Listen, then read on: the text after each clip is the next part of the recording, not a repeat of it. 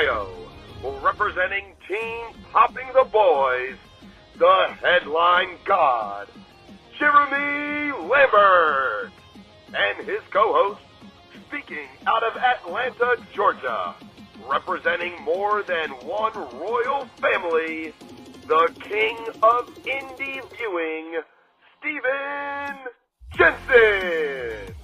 And this is the Spotlight on Fightful.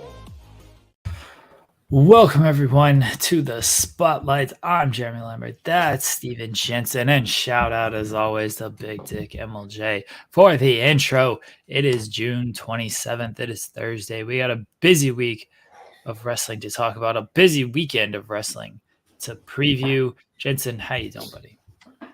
I'm doing good, man. Just waking up on this beautiful Thursday morning.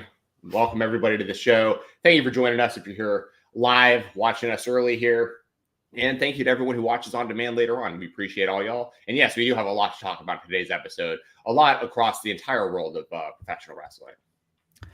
Guys, leave a thumbs up on the video. That helps us out. If you leave a thumbs up, you can leave a super chat, get your question, comment, statement read on air. If you are listening on audio or just the on-demand version of this, then subscribe to the channel. Leave us a good review on iTunes, Spotify, wherever you're listening to this podcast. We appreciate that. All of that helps the channel, helps us out. You can also go to FightfulOverbooked.com, subscribe to that channel. That helps this channel and helps me personally and helps other people on Fightful Overbooked. So we appreciate that as well. All right, let's get into it. We're going to jump right into wrestling. No, nothing else. Yes. I mean, the only other thing I could think of that you might want to chime in on that I don't know much about, honestly. I know the NBA draft was last night. I know my Atlanta Hawks got the first overall pick. Was it a good pick? I have no idea. I don't know much about the NBA draft. That's my I'm up on the NBA, not up on the NBA draft. And this was a pretty weak draft by all accounts. That's what I've understood. Like, I don't know really anything about college basketball, and I got surface level NBA knowledge mainly through kind of like the gambling aspect of it. That's how I know most of the players and why I watch most of the games. And I enjoy that. Like, I do enjoy the NBA, and I like watching the playoffs and the finals and stuff this year, in the last couple of years. But I was kind of hearing that this draft class wasn't the best, and this was the first time the Hawks got the first overall pick, and it was like, oh, that's awesome, but there's not really you know what I mean? There wasn't that one, I guess, definitive game changing player that they could take. And I don't know, have they traded or done anything with Trae Young yet? Because there was all this speculation they were going to move him. Yeah, a lot of speculation they were going to move him. They haven't done anything. Don't know if they will do anything. Deontay Murray's got interest. I mean, they got a lot of players that teams probably have interest in. I just don't know what their asking price is or where they're really going to go with I don't know if it's a rebuild or whatever you want to call it, a retooling with the roster. Because I don't know how good this number one overall pick is. He might turn out to be a good player. I don't know if he's going to be able to contribute right away like some rookies do. Well, the problem with Trae Young is, I was lucky enough to go to a lot of the games this season, at least like a decent amount of them. And a lot of the games that I went to, Trae wasn't playing, but Murray was. And it felt like when Murray was contributing was just as good, if not better than what Young was, if that makes sense. So it was one of those things where it's Young, I don't know. I don't know enough to speak on it, but it's one of those things where I think most of the Hawks fan base is just go ahead and get rid of Trae Young, keep Murray or build something new. But I guess Young, it just isn't working. With the money they pay him and what his status is, and we're not winning with him, and he missed a lot of games last year. So I don't know, but that's all the NBA talk that we got. I just know the draft was last night, so I figured I'd bring it up. But I know people are going to want to listen to us talk about wrestling anyway, so we can get into that. All right, let's jump into the wrestling here. Over 1 million fans and a great number in the demo tuned in. And it was a great show, and I think it's been a run of great shows. AEW New Japan Forbidden Door is this weekend. As always, it's a big lineup with a lot of crossover talent. We got Stardom talent, we got CMLL talent. this year, and it's all headlined by Will Ospreay challenging for the AEW World Title against Swerve Strickland. First, thoughts on the overall card, Jensen? Stacked but confusing in some ways, if that makes sense. Like, when you look at this on paper, especially when you look at like the actual graphics, like all the matches and their graphics all together, it's like, damn, this is a pretty stacked show, as you'd expect Forbidden Door to be. But then there's also like head scratchers in there. For instance, I don't know why this isn't anything against Hechicero, but I don't know why, of all people literally in the world across multiple promotions, that's MJF's match at Forbidden Door. I just feel like MJF has been like, I don't know what the right word is. And I think people know what I'm like, I think a lot of people would agree that like, it's like MJF's your number one kind of like homegrown talent in the company, was the world champion right before he dropped it to Joe, obviously, and went away for injury. But since he's come back, it's been like this really weird booking of him. I've talked about this before, but like, it doesn't help that like the majority of the top stars in AEW are tweeners. And I know that MJF he's technically a babyface, but he's saying heelish stuff still and kind of like has that heel edge to him. So it's just a strange position, I feel like, to be MJF in how MJF's using, or AEW's using MJF, mainly because you would just figure he'd have a bigger name. Like, I mean, and this, I really don't want to downplay how good Hechicero is, because he is very talented. Like, I like his matches. He should be on the show. But do you agree with me where it's like, wouldn't you feel like MJF would have like a way bigger name in like New Japan or somewhere worldwide than Hechicero? I think that when it comes to MJF, my disconnect is he should be gunning for the world title immediately. Yeah. And him not doing that is a little strange. I don't think the Hechicero match is all that strange based on where he just came in. You know, he went into an immediate feud with Roosh. He's always talked down about basically people from other promotions, certainly New Japan, and that's why maybe a New Japan opponent would have made more sense. But he's always just kind of shied away or thumbed his nose at other talent and their style and, you know, what they do and everything. So Hechicero was picked by him for the Elite. The Elite were like, no, you're going to face Hechicero here. I think Hechicero's a really good wrestler. I think no matter who you put who you put MJF against, people are just going to assume he's going to win. And so it's kind of almost a no-win situation for the opponent. So they kind of just like, hey, let's get a good match between I keep saying Danielson. Let's get a good match between MJF and Hechicero. MJF's going to win. But I think what I liked last night about the MJF stuff is now I'm kind of seeing a bigger picture with it, is he's being overshadowed. That was the kind of the story last night of Will Ospreay coming in and taking that moment that he was having with Daniel Garcia. And now that he's only facing Hechicero at Forbidden Door, it feels like, oh, this is an MJF thing that's being a little bit overshadowed by the rest of the card. So I think that's what they're trying to tell a little bit. Maybe I'm giving them too much credit, but there are certainly some seeds there, especially with what they did last night. I think you're on the money about all of that. I just don't know why they would intentionally do any type of story that would put MJF in the background. Like, it's just weird to me. Like, he should be very front and center, and like going for the title. But yeah, that's the issue I really have, is like he just comes back and he's not going for the title. Like, he lost that basically banged up, injured. He said as much, and then he got screwed over by his, former best friend. And it's like, oh, the world title. Like, why wouldn't he be? This is my complaint when they released the Owen Hart tournament brackets. Like, why isn't MJF in this thing? Why wouldn't MJF want to be in this tournament where the winner gets a world title shot in the main event of Wembley Stadium? Yeah, it doesn't make any sense why he wouldn't want to be a part of that. Yeah, it's just strange to me. Like, I think it'll be a good match, like you said. I just like last night, me and you did the interview. By the way, you are going to hear with Corey and Michaels at the end of this show. When we wrapped up, I missed the first few minutes of Dynamite because we were wrapping up our interview and stuff. I went back and watched. I want to make sure I didn't miss anything.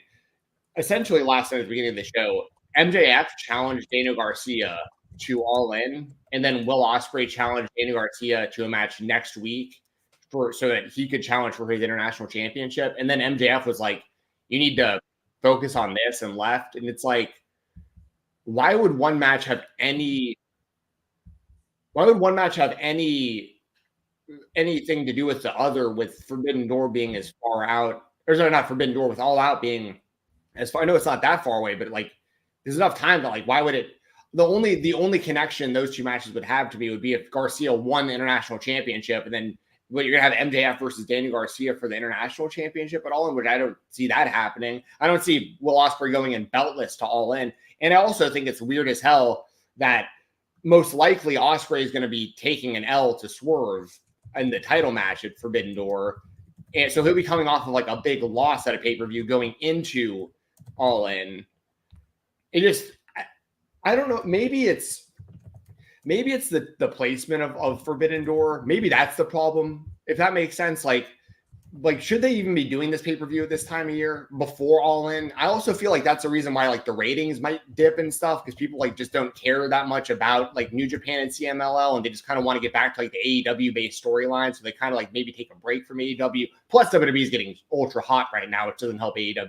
WWE is getting ultra hot, so a lot of those fans are probably watching maybe instead of AEW. There's a lot of things working, I guess, against AEW at the moment is my point. But does that all make sense to you, Jeremy? Like, does that seem weird? Like it's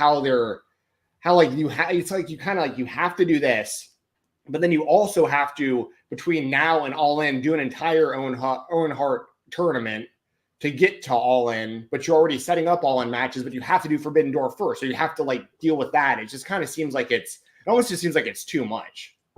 Well, that's always been the knock on Forbidden Door is the sickos love the sickos love, you know, the New Japan talent coming in, CMLL talent coming in, Stardom talent coming in.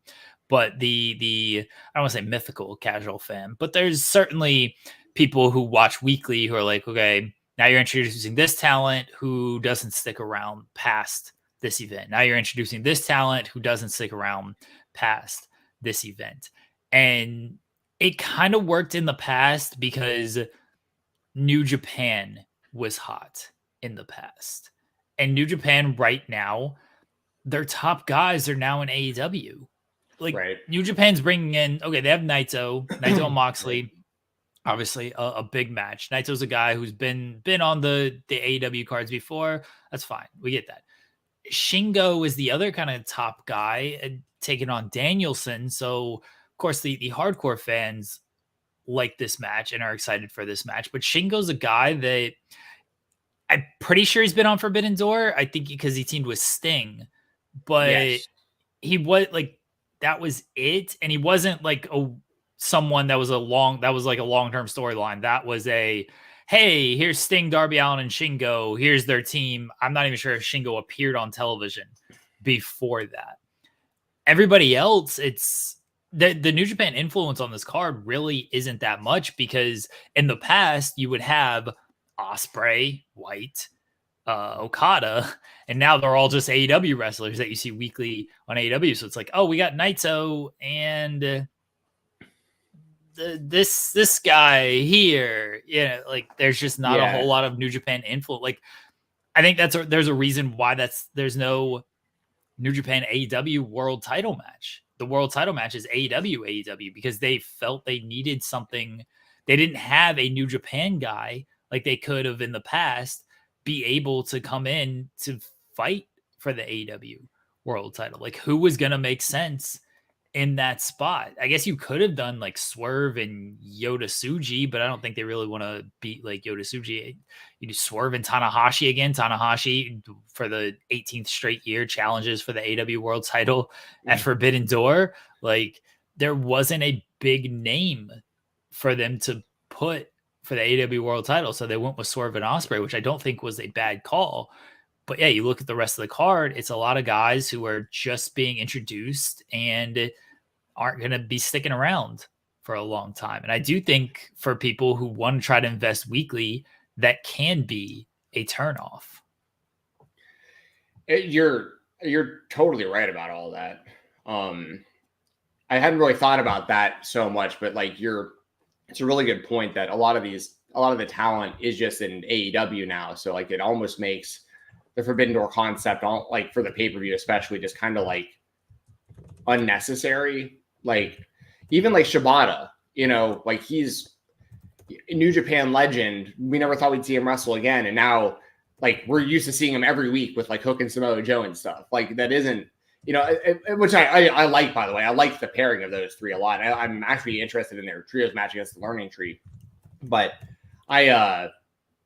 that's a really good point that I actually hadn't considered, is like a lot of the talent that would be the crossover from New Japan is just straight up signed to AEW now. So like, it's pretty much just like an AEW show, basically sprinkled in with a little CMLL, which are also people that we see like fairly often on AEW. Like we've been seeing Hechicero and stuff like that. So like, it's not like, yeah, it's the problem with this. The problem with the CMLL stuff is most of these guys come in and lose. Like they don't exactly put over the CMLL talent to where you view them as viable threats. I know Hechicero has picked up some wins, so they've at least done a good job of building him up.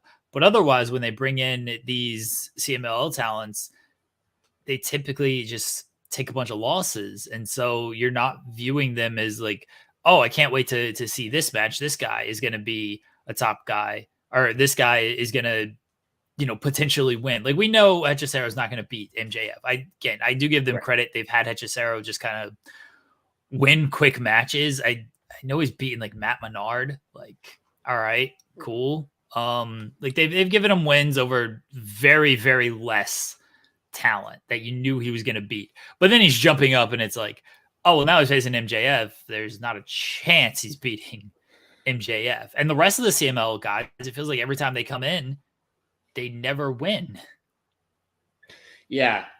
No, you're right. I mean, there's no chance that Hechicero is beating MJF on this show. And I highly doubt that Stephanie Victor is going to be beating Mercedes Moné, even though she's technically representing New Japan, but she was also the AAA women's also. I don't know. Does she still hold that title or no? I'm pretty sure she does. Okay. So, but on the flip side, let's spotlight real quick. The only match that I could potentially see like the other side winning, like, do you think Naito's going to beat Moxley? Yeah, 100%. Okay. So that's really the only win across this entire thing that is non-AEW. I think that's going to, like, when you look at this card, just like super quickly, like Swerve and Ospreay is both AEW. I doubt anyone outside of AEW is winning the TNT championship in the ladder match. Monet is probably not going to lose. I doubt Timeless Tony loses. Orange Cassidy and Zack Sabre Jr., that's an interesting one. That one, I guess, could go either way, technically. Naito, you would expect to beat Moxley. No way MJF's losing to Hechicero. Danielson and Takagi, I guess, could technically go either way, but I highly doubt Takagi is going to make a run in the tournament. Like, this is an AEW tournament. So, Learning Tree match is all AEW. Elite match is all AEW, except for Tanahashi. So, like, and I doubt that the Scissor Ace is going to be winning that one. So, like, really nice. The reason I did all that, by the way, went through that is just to kind of highlight, I think, of the quote unquote outside talent, I think Naito is the only one winning outside of maybe ZSJ. So it's really not much of like they probably don't need to do this pay-per-view anymore. Like, I think it was a cool concept if there was more people from the outside coming in that had a chance. But you know what? It just doesn't seem like that's the case this year. I also think the concept definitely gets hurt when AEW signs New Japan's biggest stars. I mean, that because then New Japan doesn't have anybody to send that feels like a big deal. And that's not AEW's fault. Look, I'm not going to begrudge them for signing Ospreay and Okada and Jay White. New Japan's got to just kind of rebuild, and they're slowly doing that, but they just don't have guys on that level anymore. Naito is the only person that's really there. It also doesn't help that a lot of these guys will just show up on random shows. Like when you're doing matches with CMLL talent throughout the year, when you're doing matches with Stardom talent throughout the year, the Forbidden Door show just kind of loses luster as like a one-off dream match show. And like we could see Mercedes against Stephanie Vacker, it seems like any time of the year. We've seen the CMLL matches throughout this year. Like we've seen Stardom talent come in and compete throughout the year. They were part of the ROH show earlier this year. Like they just kind of, when everybody just kind of comes and goes as they please, is like we had Zack Sabre Jr. and Bryan Danielson at Wrestle Dream last year. Like that, when you kind of do these dream matchups on other pay-per-views instead of saving it for this, what's considered a dream match pay-per-view between multiple companies, all of a sudden this dream match pay-per-view doesn't look so great when it's like, oh, well, I can watch this match at Wrestle Kingdom. I can watch this match at Wrestle Dream. Why do I got to wait until Forbidden Door? Right. Once again, I completely agree with all that. And I think that part of it, I on one hand, I appreciate it, right? Like I appreciate that Tony Khan is for the sickos, and I appreciate that, he's putting on, it's like the best problem, I guess, really to have as a wrestling fan. Cause like I've forgotten more about AEW than I can remember, probably, as far as like the amount of like dream matches and stuff they've actually put on in like the 5-year history of the company. Cause like it happened, it's almost just become like the norm now, where like, great matches. Like so once again, like this is good stuff as a wrestling fan. I know when I tune into an AEW pay-per-view, especially now, like from top to bottom, like this card right here, there's some critiques I have about like the booking of it or whatever. But at the end of the day, like these are all going to be great matches. This is going to be a great show. It's going to be definitely worth my money. Like you know what I mean? So it's one of those things where like I appreciate it on one hand that they do as much of this that we're talking about. But also part of my concern, like I keep bringing up, is, All In right around the corner. And, All In still basically an entire month away. Yeah, but that's not that long, though. You know what I mean? That's like 4 weeks. But I'm not going to fully knock them on that when basically WWE does monthly pay-per-views. And most of theirs feels like they're about 3 weeks in between. Like monthly, I don't think monthly pay-per-views is really the issue on this. I think with AEW, because they didn't do monthly pay-per-views, it looks like a bigger deal, but it's just a monthly pay-per-view. I don't think that's really the issue is in that the All In build, because I think they're doing a good job so far of making of almost turning their attention towards All In. And maybe that's why Forbidden Door is losing a little something. It's like, okay, cool, Forbidden Door matches, but we got the OWN going on where the winner gets a title shot at All In. We have MJF and Garcia challenging each other for All In. Like they're looking past Forbidden Door. And that's not a problem with Forbidden Door necessarily. That's a problem in AEW's writing and scripting, that they are overlooking Forbidden Door. They don't have to do that. They can put focus on Forbidden Door. Instead, they're deciding to put more focus or some focus on All In. And so people are just like, okay, Forbidden Door, cool. Let's look at All In. Again, they can do a better job of not doing that. But to do that, they kind of need a little bit more meat for Forbidden Door.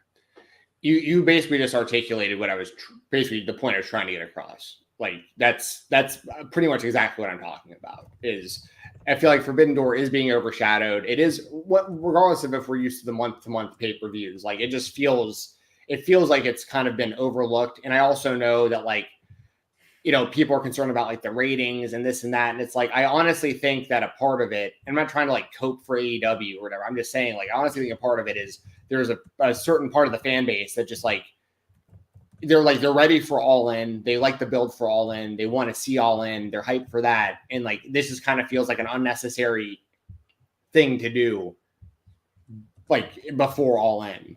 because it does take focus off of All In. And also, I'm a bit concerned about the positioning of Ospreay. I think I get that he's gonna so we'll just throw it out there right now. Do you expect Swerve to beat Ospreay at Forbidden Door to retain? I do. Yeah, that seems like where they're going. And that's what I think as well. Now, I'm not going to take anything away from Swerve. I think he's done a great job. I think it was the right move to make him the champion. He had the fan support, the character and the gimmick and everything. He has great matches. I'm not going to sit here and be like Swerve shouldn't have been the AEW World Champion. That's not at all what I'm saying. But what I am saying is, if the idea for Tony Khan, which I don't know because I'm not in the guy's head, obviously, you have to think a big part of signing Will Ospreay the way that they did, for the length that they did, that a big part of it is highlighting him at Wembley every year. And that's probably a big part why he signed also, which is probably a fair assumption to make. I mean, he got the tattoo after Wembley last year. It obviously means a lot for Ospreay to be a big deal in front of his home crowd, Wembley Stadium, biggest show of the year, that. It's like their WrestleMania, and he gets to be a centerpiece of that, which all makes sense. All totally makes sense. But what my concern is okay, so if you beat Ospreay going into Forbidden Door, regardless, let's say he retains the international, we'll assume that he beats Daniel Garcia and he goes into goes into All In with the international championship and defends it there. Probably has a banger match. It's probably is a great night and the fans go nuts for him. But is Tony Khan's long play Ospreay becoming the world champion next year at All In? Because if that's the case, so many things can happen in a year that can make that not happen the way you plan for it. And I just wouldn't risk it. You just have I just feel like you have such a unique opportunity here. It's right there in your face. Ospreay's the most over guy on the show right now. I don't know if that's even really debatable. Maybe it is, and I'm just missing something. But I feel like Ospreay's getting the biggest reactions. He's having the best matches, and he's about to be the most over guy at your biggest show of the year with your biggest crowd of the year. I just feel like if you have any plans to make the guy the world champion, you might as well just do it before something happens. I like the idea of long-term storytelling and slow burning stuff and bigger payoffs. And listen, look behind me, right? I think that Cody winning the championship this year at WrestleMania, it was bigger this year. They waited that extra year and it worked out. But that wasn't always the plan. And The Rock was going to swoop in and a lot of things could have changed. AEW was going to do Cody said it himself. They were going to do Cody Rhodes versus Sting. And Cody was eventually going to turn. And they had this whole plan for that story. And it didn't happen because Cody left the company. People can get hurt, contract stuff can happen. So it's just one of those things where I don't like the idea. If the idea is, okay, we'll wait until next year to strap up Will Ospreay and give him his big moment at Wembley when you can literally do it a month from now and be set for the next few years with that guy as your top guy. I see what you're saying. I don't disagree because it did seem like all roads were pointing to Ospreay winning at All In, and then he won the international title, and then he won the gauntlet thing, and so he's challenging for the title now. It looks like, could be wrong, just based on sort of what the direction is on television. The wild card will be Hangman, and then Hangman and Swerve at Wembley makes a lot of sense for the overall story. Where does that leave Ospreay? I assume he'd still be the international champion. Don't know who he's going to face out of that. I don't fully love that. I think it's part of the story. I mean, I know it's part of the story of Ospreay coming out last night and being like, hey, I'll face you, Daniel Garcia, next week, international championship, and I'll put the world title on the line if I win. It almost felt like they were tipping that Ospreay is losing. And I don't really love that they would go that direction of, hey, why are we setting up this match? And the story is Ospreay is losing focus, and Ospreay is basically, he thinks he's running everything, he's trying to overshadow MJF. He's basically saying, I'm going to beat Swerve and then I'll just face Daniel Garcia next week. It's fine. Like he feels like he's bulletproof right now. So I understand what they're trying to do there. I don't know, like that's almost a heelish type thing to do of this person who's trying to overshadow this other guy, or this person who is looking past almost the world title, which feels weird. The story with Ospreay and Swerve feels a little disjointed compared to what it could be, because then you have Swerve mentioning Ospreay's family to get in Ospreay's head, but then he does turn his attention off of Swerve. It's a little disjointed to me. It's going to be a great match. For sure. I know it's going to be a great match. It feels like they're trying to do too much with it, when honestly you don't need to do a whole lot with this match. Yeah, you're right. I mean, all these matches are going to wind up being good. I'm looking forward to this stuff, but it is confusing, and it's like let me put it this way: if Will Ospreay is not going to be challenging for the world championship at Wembley, or be the world champion going into Wembley, I feel like the move is 100% to do MJF versus Ospreay then. But like, so maybe but like they just teased that they're going to do Garcia and MJF. Maybe that's a red herring, or like to get to MJF versus Ospreay. I guess that because maybe MJF really is targeting the international championship.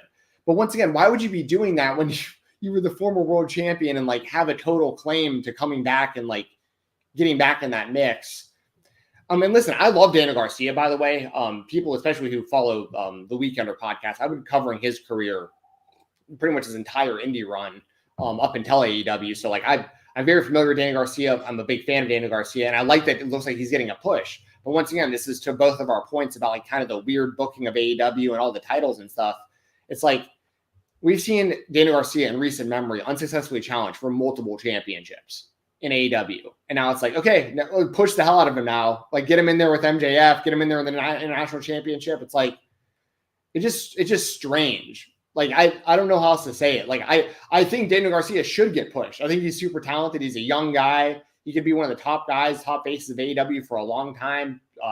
In-ring work, I really, really enjoy.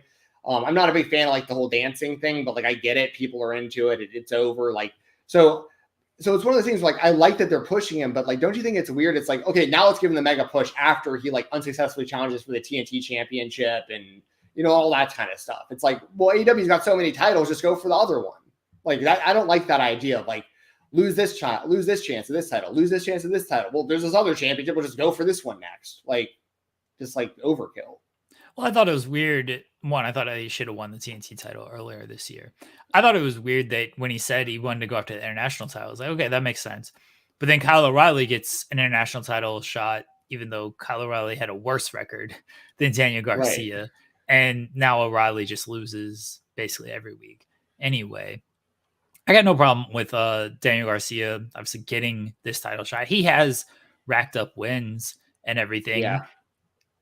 Setting up, like, at some point you got to give the guy the victory, though, because if he's just going to lose to Ospreay and then lose to MJF at All In, then it becomes a case, almost the Danielson case of, all right, well, this guy just he's a loser in these big matches. Like, it's cool that he's getting these big matches, but at some point, like, he's got to win one of these for me to take him serious on this. And Kyle O'Reilly is like the best example of that, by the way. I'm glad you brought up Kyle, because he's actually a better example than Danny Garcia is of what I'm trying to explain, because he's gotten chance after chance, keeps losing, and he's like my favorite wrestler. I love Kyle O'Reilly, but like keeps losing, but then keeps getting more shots. It's just weird. Also, not having Garcia like really, prominently featured basically since he lost to Christian. He's won a lot of matches. Don't get me wrong. When I say prominently featured, it's not that he's not on television, because he is, and he's won basically every match he's been in, and he's won them very quickly. But it's not like he's this prominent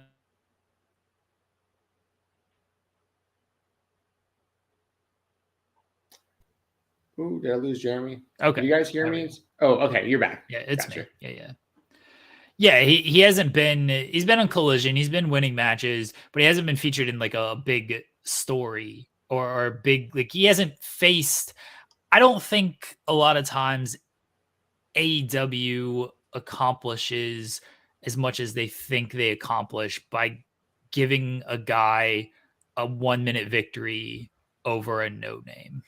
Like, I just don't think they accomplish all that much, is at least what they think they do with that. Like, I think a win, a 10-minute victory over, like, let's say Penta goes longer for Daniel Garcia than a 1-minute victory over 3 guys who literally lose every single match. That's super true. I couldn't agree more. And there was a lot of that. I mean, even with like Roosh, he was that's another thing that was weird. Like how, MJ after that like mini feud with Roosh was pretty much like only on Collision, and he was just having those kind of matches. Like he's just like racking up wins against nobodies super fast, mess with the bull, get the horns, just run into people in the corner over and over and pin them. And then all of a sudden it's like he pops up on Dynamite, has this feud with MJF, and it's like, I didn't expect him to beat MJF at any point, and he didn't. So no, I think you're right on the money, Jeremy. Like, I think we're both on the same page about this. It's one of those things. It's like, it's unfortunate. It's this double-edged sword. Cause like, there's a lot of things I think that we can kind of criticize about kind of where AEW is at with like the build to this show and like this being overshadowed by All In. But to be totally fair, like this weekend, I think this card is going to be a banger. Like the next time we're talking about this, I think I'm going to have a lot of really positive things to say about the stuff we saw on Forbidden Door. I think we're going to have really good matches. But I'm just, like I've said, I'm just a little bit concerned about some of the top people in AEW and like how they're going to be kind of booked going forward. But hey, it's not my company. It's not, I'm just a fan from the outside looking in. Like I want good matches and good stories. And I think the whole wrestling landscape right now is great. Like I think WWE is doing better than they've done in a long time. I think AEW is still doing great. And the indie scene is thriving. So like, as a wrestling fan, I'm definitely spoiled. Like these are all kind of first world problems that I'm bringing up, but it's one of those things just kind of keep in your mind, like I'm big on, I just feel like guys like MJF and Will Ospreay, Swerve as well. I mean, there's others, but those type of dudes are like just super, super, super valuable to the future of your company. And you can't just have the mindset of like, well, we'll just do it later. We'll just do this later. We'll do this later when like things happen, things change. What happens if another free agent becomes available and AEW swoops them up and like that wrestler gets hot next year? And it's like, well, you got to go with that hot hand next, or somebody gets injured or somebody leaves the company, or like, I mean, just there's too many intangibles, too many things can happen. I feel like when you got stuff right in front of you, you might as well just pull the trigger while you can. So that's where I'm at with it. But I think as far as like MJF and Garcia, I think that there's a chance they do that at all on still because they did tease it. But I think that there's a better chance we actually ultimately wind up getting Ospreay versus MJF for that show.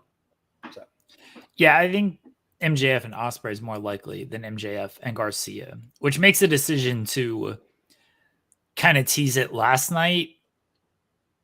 I guess interesting to see where they wind up with it. Is MJF screw over Garcia and was like, no, we were in Buffalo. I just wanted to come out and, make the challenge because it was your hometown. And I was just trying to basically use your clout in Buffalo to make myself look better type of thing. Because I don't think teasing that match, basically having this big challenge and then not delivering on it, I don't think that does a whole lot for Daniel Garcia, certainly.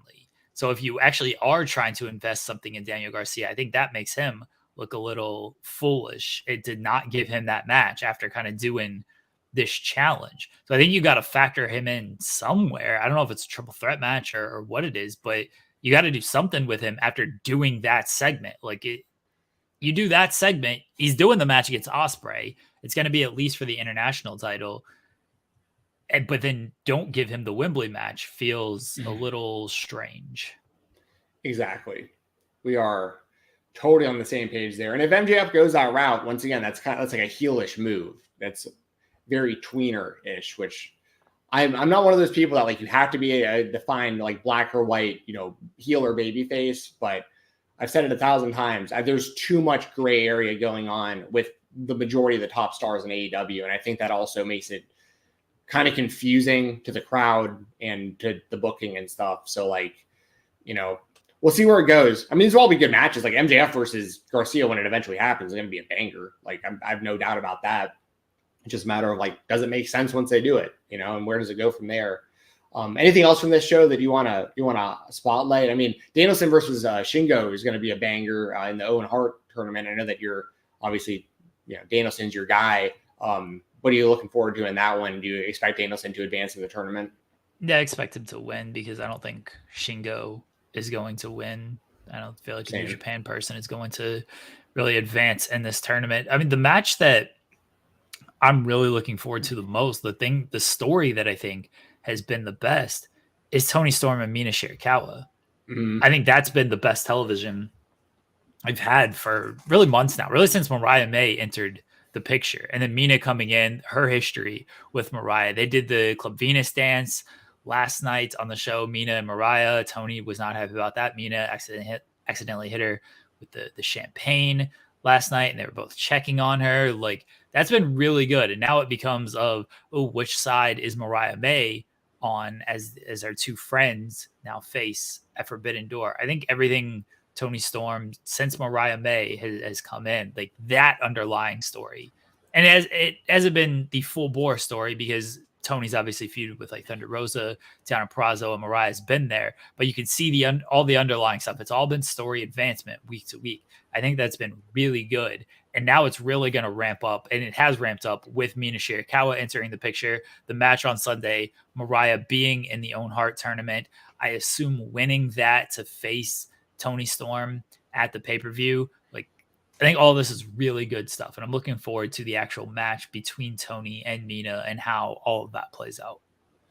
Yeah, same here. I totally agree with that as well. I think that I think Toni Storm in general is doing the best work of her career by far right now. I think that's pretty undeniable. And I think Mariah May is definitely added to all of that and adds the intrigue of also having the history of Shirakawa. So like I totally agree with everything you said. And I also think that, we talked about it before, but it's pretty clear that Mariah May is going to win the women's Owen. So like we'll get Toni Storm versus Mariah May at All In, which is going to be massive for both of them and for that crowd. So all I can really want here is I feel like the outcome is predictable because I expect Toni Storm to retain and set up versus Mariah May. So I just want a great match out of these two, and I expect that that's going to happen. So I think this is a giant win for everybody here, and is going to build up a. I mean, I think you said the same last week, right? Like you expect Mariah May to win the Owen and set that matchup for Wembley. Just once again, that's another one of those things. It's like it's right there in front of you. Pull the trigger. Like I know Mariah May is newer to the AEW crowd and stuff, but they have built this story. They're both from the UK. Like it's the time to do that match is going to be All In. So we'll get a little taste of like some seeds being planted probably, towards that at this show and going forward for the next month. But I'm with you, man. This has been one of the best things that AEW has done in recent memory. Has been everything that has to do with Toni Storm, honestly. We got a couple super chats from our guy Tommy. Tommy saying spotlight best show on Fightful. Appreciate you, Tommy. And thanks, also man. He says Forbidden Door concept sucks now. It disrupts the flow of storytelling. Ospreay should win the belt and be built around. He's way more over. I'm also English, so he's a little biased. You got a little bias there, but dude, I've been saying the same thing. I mean, there's a lot of fans saying the same thing. And it's, once again, it's kind of like a good problem to have because listen, obviously there was nothing that anyone could do about this and the way things played out. But when you really think about this kind of like critically, and you go back to MJF as the world champion, clearly this was all heading towards Adam Cole beating MJF for the championship, the whole devil reveal and all that stuff. Like things were going to go in a much different direction for the world championship. Things went the way that they did. Adam Cole got hurt on that freak injury that he still isn't back from.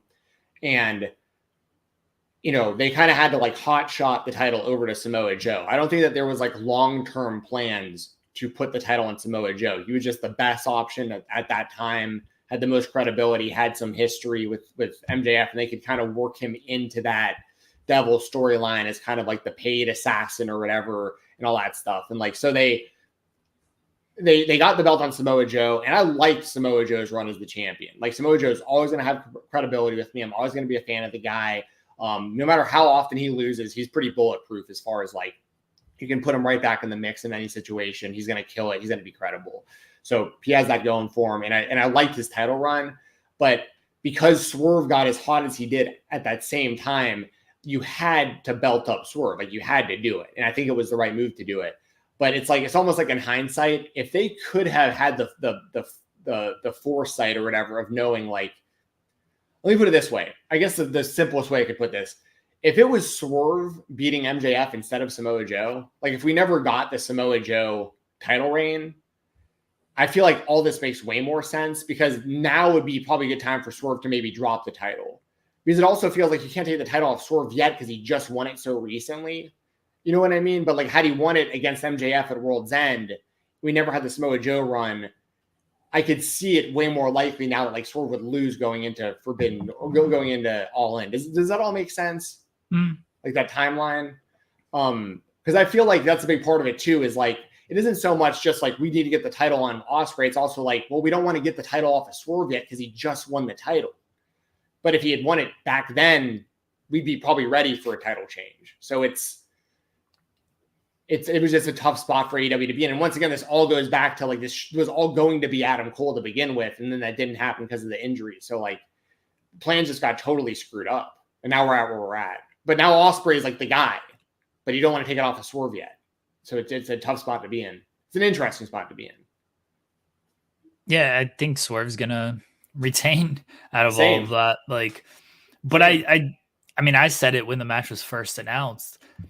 Ospreay felt like the guy, and nothing's really changed my mind over the past few weeks, month since he earned the number one contender spot. Nothing's really changed my mind off of that. Like, I think Ospreay is still the guy. I think you should just play the hot hand here, but for the story they're setting up, I can't discredit that either, because it does look like they're setting up Swerve and Hangman for All In, and that's the biggest story they could do. That's a year in the making of Hangman potentially winning that, and just the history he has overall with Swerve. I don't think anybody's gonna complain about Swerve and Hangman taking place at All In for the world title. Extra stakes on the line compared to the last time that they met. I don't think anybody's gonna complain about that. So I understand why they're gonna kind of let things play out in that sense.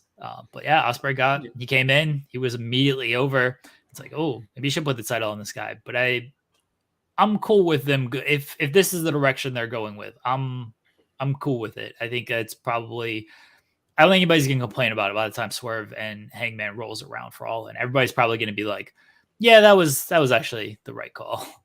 Right. And I mean, last week I said that I expected Hangman to be the wild card, and that I think that he should win the whole thing, and that they should set up Hangman versus Swerve. If Ospreay is not going to be involved in the world title at All In, then it should be Ospreay versus Swerve. Or sorry, Swerve versus Hangman. I'm sorry.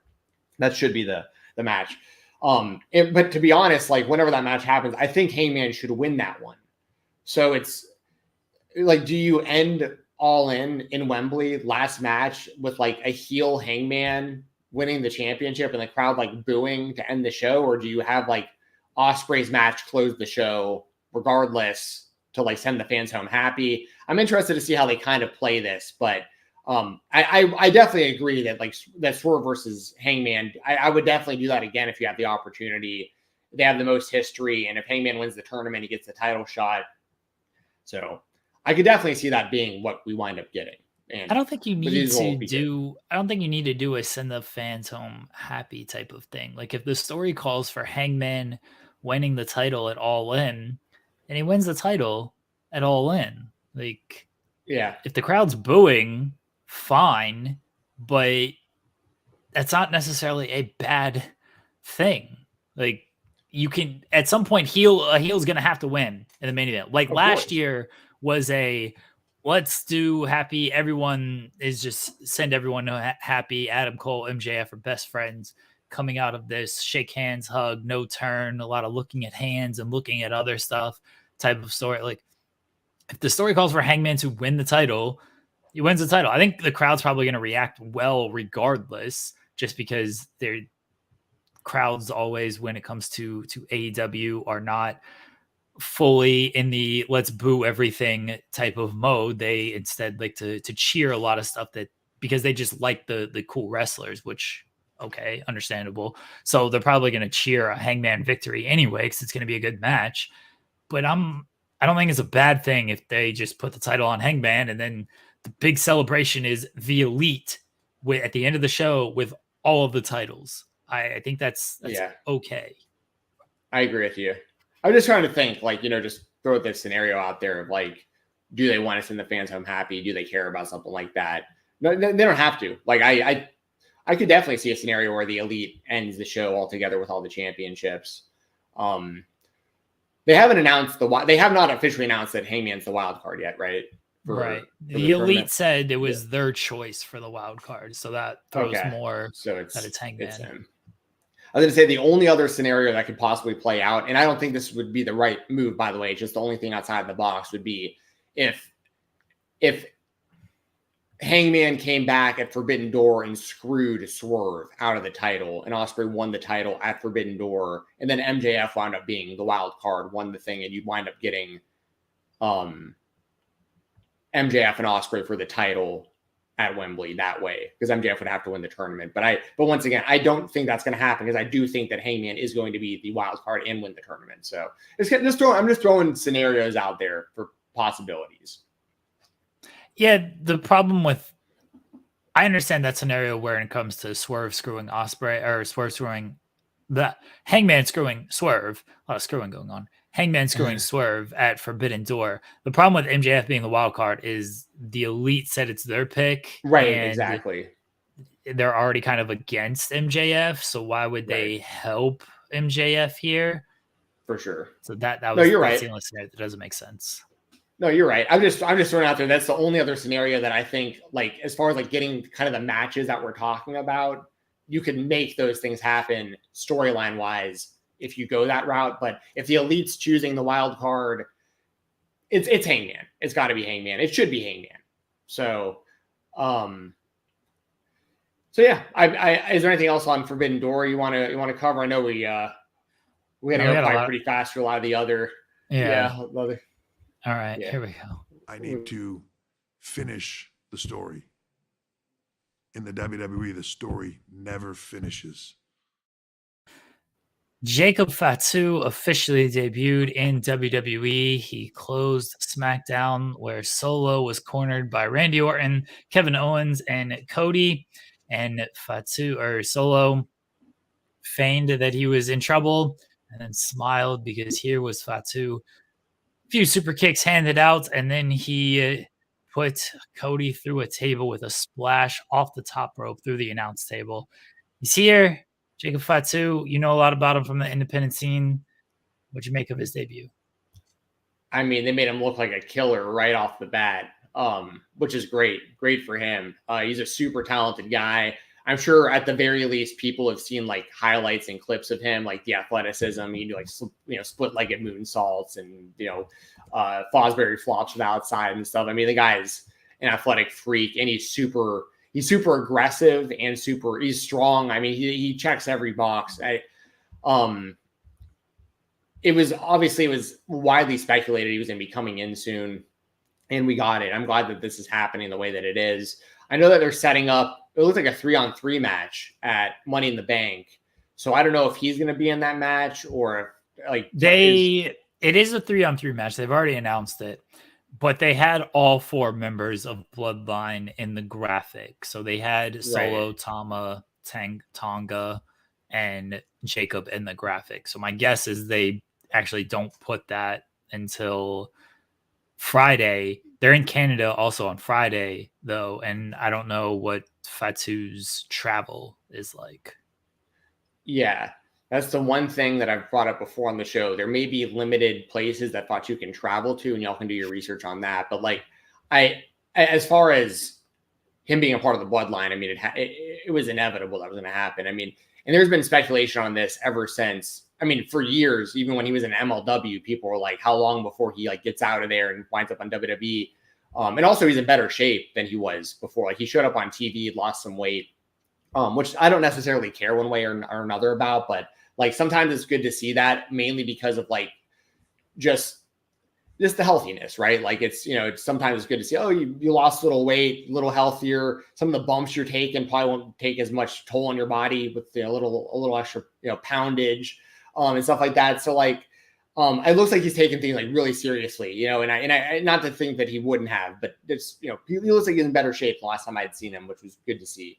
I would imagine he's going to be in the, if they're going to leave anybody out of that match at Money in the Bank, I would imagine it would be Tongaloa, I would think, if you had to choose between the four of them to leave somebody out. But maybe Fatu will be on the outside and like they're going to save him for later, like as a debut. Well, if he can't travel to Canada, then that's... Well, if he can't travel to Canada, then the decision's made for himself, of course. Yeah. Absolutely. But, you know, it was interesting because, like, you know, Paul Heyman came out on SmackDown, and I love that segment with him and Punk, by the way. I love how he came out and was like, take me with you. Like, please. He's so afraid of the bloodline, and he still wants to be friends with CM Punk. And yeah, I mean, this is a great debut for Jacob. I mean, he literally took out three of the biggest stars by himself. He took out Cody, Randy Orton, and Kevin Owens all by himself. And I'd imagine eventually this is going to lead. I mean, it's going to lead to like a bloodline civil war happening. And they're saying now, like Solo saying, you know, Roman isn't ever coming back and all this stuff. Obviously, Roman's coming back, and I expect the Usos to probably reunite with Roman. Solo will probably maybe even get like kicked out of his own group. Like Jacob may wind up leading that eventually, along with like, you know, The Rock being like the real leader or something.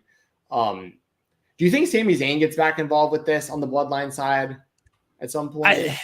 I think it's possible. Yeah, I definitely think it's possible Sammy gets involved because they did make him the honorarius. You know, I think it's too early a little bit for all of that, but yeah, it's definitely possible. Yeah, I think it's a little too early for that too. He's got the IC title stuff going on and whatnot. And he's also technically on the other show, right? So, but you know, hashtag the brand split isn't real, so they can just have him show up on SmackDown. But there's a ton of seeds that have been planted with the bloodline stuff and with the debut of Jacob Fatu. And then that's not going to be the end of it either, because, you know, Hikuleo is reportedly coming in soon, and he's probably the one who they've copyrighted the Tonga name for. I'd imagine at some point Zilla's going to come in, but he may be a little too new to the scene, and they may not feel the need to bring him in super fast. But Zilla's got a lot of talent. He's killing it in GCW right now. And he's actually Umaga's son. I always make the joke. I call Zilla New Maga because he vibes his dad so strong. Like, if people think that Solo Sikoa vibes Umaga, check out Umaga's actual son. Like, and then also at some point, like, do the Tribal Cheeks ever come back? Like, where's Rikishi at? Like, where's Haku at? Like, I feel like some of these guys are going to start surfacing as well, potentially. Like, not necessarily wrestling, but, you know, like just showing up as like a part of the story with their family. So I'm super intrigued. I love the story, honestly. I love the bloodline story. I love where they're at with this, and I love seeing the debut of Jacob. They made Jacob Fatu look like an absolute unbeatable animal the first night he showed up, which is how Jacob should probably be presented in the WWE. So love it. Do you think he's gonna overshadow Solo? 100%. Well, I shouldn't say 100%. Depending on what they allow both guys to do in the ring next to one another. But if it's just like a 1-to-1 comparison, listen, I like Solo for what he can do. I think he's obviously grown tremendously as a character and in ring. I was covering his matches when he was doing NXT Level Up. When I was, you know, I talked about that on the weekend or on Select. Like, it was always funny because, like, even when I was watching his matches on Level Up, my brother would be over sometimes, and I would tell him, I'm like, hey, that's the Usos' brother. And he's like, but he's not an Uso. They don't call him Uso, but he's their brother. And I'm like, yeah. And he's like, he's on this show, but not the real show. And I'm like, yeah, but like maybe at some point. And then like the next thing you know, he debuts like on the main roster. And he's just done great over the last couple of years to get to the spot that he's in. So I want to give Solo a lot of credit for all of that. But if you've ever seen Jacob Fatu wrestle, you know like what the guy's capable of. Like you're not going to see Zilla Fatu hitting triple jump moonsaults, you're not going to see Solo Sikoa hitting triple jump moonsaults, but you will see Jacob Fatu doing that if they want him doing that. He can do some of the craziest.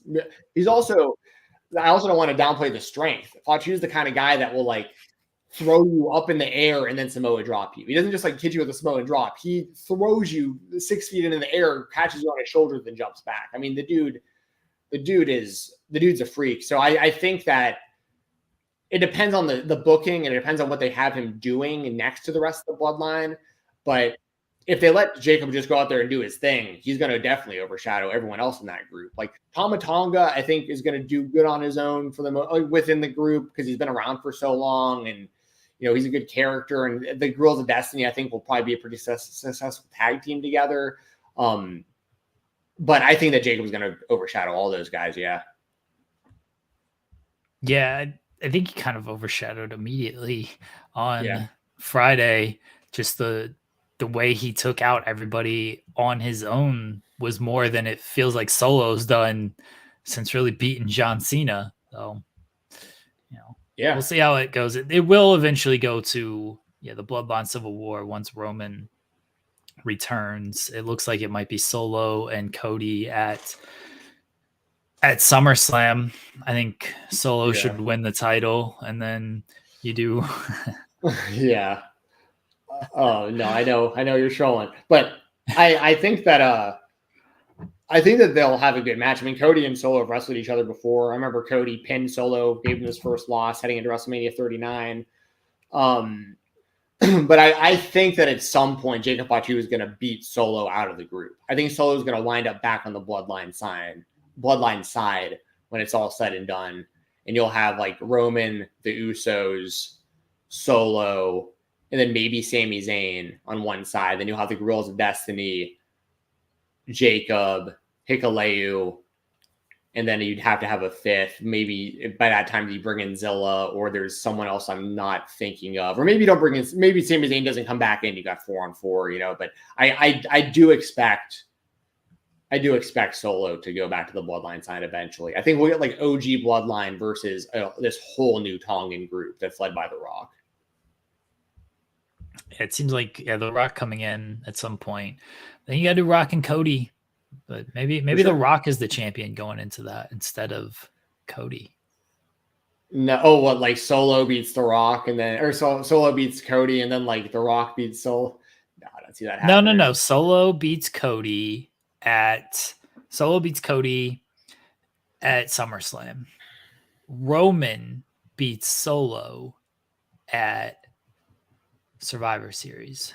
Rock beats Roman at Rumble. Cody beats Rock at Mania. Just hot potato the hell out of the championship until Cody again. Yeah. So I that's a lot for my brain to process there, Jeremy. But I think that I got a better scenario for you. Okay, you ready? Solo beats Cody at SummerSlam. Roman beats Solo at Survivor Series. Roman beats Rock at WrestleMania. What do you think of that scenario? Cody completely boxed out. Yeah. I mean, I do think that they should do the Rock versus Roman one-on-one at some point, but they've already. I don't know why you would do the whole Rock and Cody. Rock beats Cody. Rock beats Cody at Rumble. There's where you do Cody. There you go. Get Cody out of there at Rumble and then have. Yeah. That way there's no disillusion. All you crybabies don't have to worry about Cody at WrestleMania. He loses at Rumble and he has no argument to be in the WrestleMania main event. Yeah, there you go. Well, let's move on to the next WWE topic before I get trolled into missing everything else we're going to talk about. Drew McIntyre beat the shit out of CM Punk on SmackDown. He quit last week and now he's back. It was all a ruse to make Punk feel comfortable so he could show up on SmackDown, beat him up, take his bracelet, and now Punk is at home crying while Drew McIntyre says he's going to go win the Money in the Bank. He's got to qualify first and then cash in and become world champion. What'd you make of this? I loved it.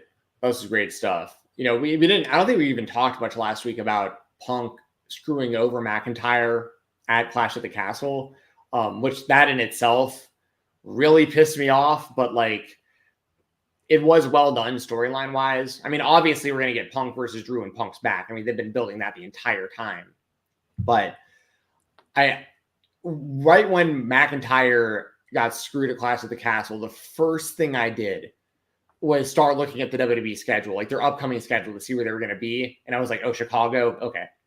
McIntyre's going to be fine. Like he'll get him back in Chicago.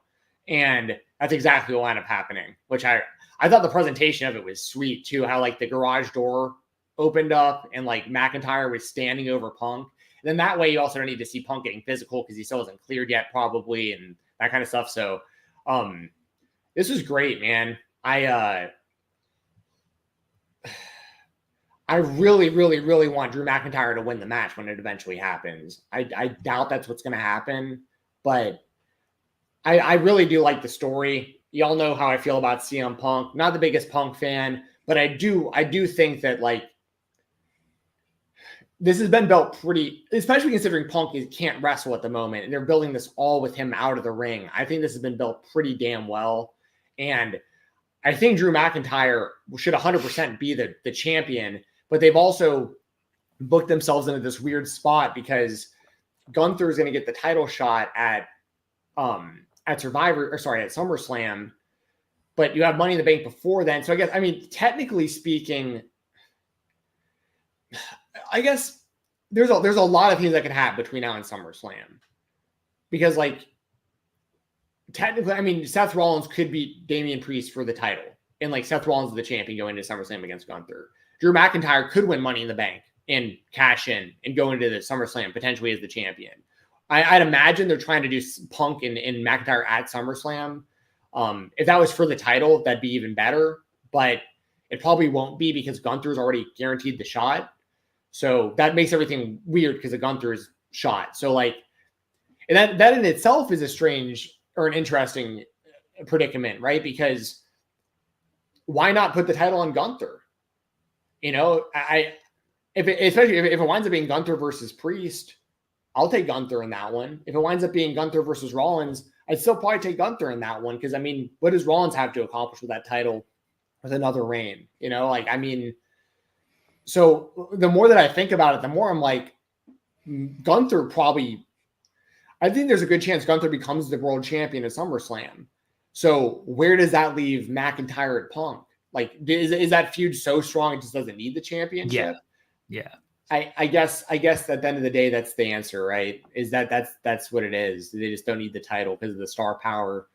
It'd be cool if the title was on the line, though. I feel like McIntyre should still be, you know, concerned with the championship. But at the same time, it makes sense storyline wise that like he would be less concerned with the title than he is with Punk because Punk keeps screwing him out of being the champion. So like you got to deal with CM Punk first, then get back to that mission. So maybe McIntyre wins Money in the Bank, feuds with Punk, and whether or not he wins the feud with Punk kind of doesn't matter because he's going to still wind up cashing in Money in the Bank to become the champion later on anyways. I don't know. There's a lot of ways it can go. I hate when they do that. The Money in the Bank briefcase holder loses a bunch of matches and cashes in, and then who cares? Totally agree. Yep. He's the champion.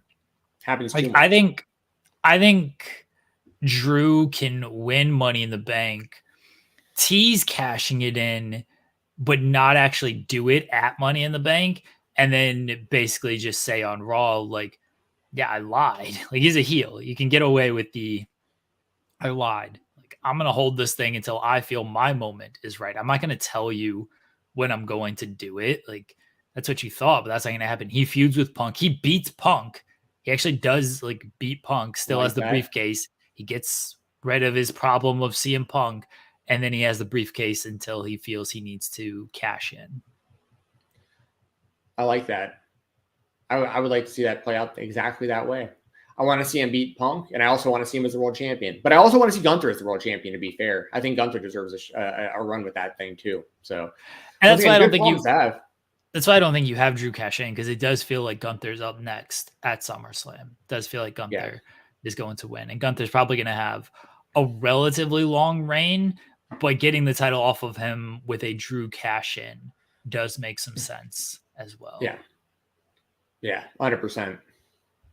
Move on to the indie spotlights, if I can find the bumper. I'm going to give a big motherfucking shout out. This is kind of indie, kind of other. Bloodsport Bushido was this past weekend.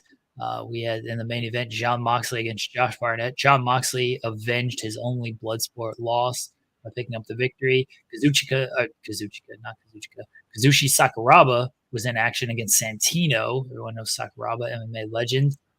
Quentin Rampage Jackson was in action, picking up a victory with a slam, a scoop slam, and stomps. Bloodsport's like one of my favorite shows, WrestleMania weekend. I always name that as the show I'm looking forward to. Bringing it to Japan, having MMA legends like Rampage and Sakuraba in there, a lot of fun. This show was fantastic for those who have not seen it. Yes, my only critique is this was a non-GCW branded Bloodsport, so it was not a part of the Shore TV Plus package, so it was a standalone pay-per-view, which that's my only critique of it, is because it's similar. I talked about this on the Weekender.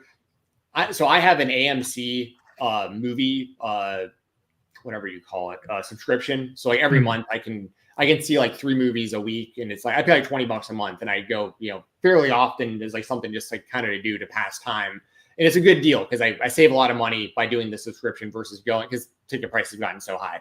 Anyway, the reason I bring that up is because right now in theaters, they're doing a 25th anniversary showing of South Park, Bigger, Longer, and Uncut in the theaters right now, which is awesome, right? But it's not a part of my membership. Like I'd have to pay like $18 to go see a movie that came out 25 years ago that I've seen 1,000 times. But like if it was a part of my monthly pass, I just go watch it up in the theater because like I want to do that, and I've already paid monthly for it. And that's kind of how I feel about Bloodsport, where it's like I'm used to not having to pay for Bloodsport because it's part of my subscription, but this time you made me, I think it was $20. So I just want to throw that out there. I wish this was GCW branded, but outside of that, that's my only critique. This show ruled. Rampage Jackson doing a scoop slam and then ground and pound and then head stomps and soccer kicks, like this was old school Pride, brought me right back. I was a huge Pride fan. And for people who don't know, Rampage, when he did that slam against Arona back in the day, he was in a triangle choke and actually power bombed him for a knockout. Rampage is an example of somebody who's actually used legitimate professional wrestling moves in MMA successfully. Sakuraba, absolute legend. Him versus Santino was good. And it's good to see Santino in like a non-comedy role because like he has the judo background and stuff. So like this was a cool setting, a different setting for him. Moxley getting that win back from Barnett was huge. And Moxley bled profusely all over the place. And then he still grabbed the microphone and talked about like how just he lives for this stuff, and just Jon Moxley's so damn cool because the guy's a multi-millionaire TV star, doesn't need to be doing this stuff in his spare time at all. And this is what he loves. For the love of the game, he loves this game so much that he spends his free time doing shows like Bloodsport and showing up in indie shows like Revolver and GCW and stuff like that. I mean, it's just Jon Moxley's the man. So like, yeah, check out Bloodsport Bushido if you missed it. I wish I could elaborate more on it. We're on limited time, but like it was a damn good event. If you're a fan of mixed martial arts and professional wrestling, it's probably the best mix you can find anywhere of like that work shoot hybrid style of like MMA pro wrestling. Done really, really well. And I also like that any pro wrestling move that happened, there was like real consequences too. Like if someone got powerbomb, like it was a knockout. Someone got scoop slammed, it was pretty much a knockout. Like, which is it made the consequences of getting like a real move done to you. Like Suzuki won with a God style power driver. But his opponent was knocked out immediately. I like this a lot. It's not for everybody. If you're not into MMA, you probably wouldn't like this. But if you are in MMA, I think you'd really enjoy it. Shayna Baszler's already been announced for the next Bloodsport event in Brooklyn coming up this summer. So glad she's able to take that outside venture once again and be part of Bloodsport. But yeah, Bloodsport, can I say it? Every WrestleMania preview, it's the show that I'm looking most forward to because it is a different show. It is a unique show. And because it doesn't happen, but maybe once or twice a year, it becomes a bigger deal in that sense. And bringing it to Japan obviously makes a lot of sense given how big MMA in Japan is.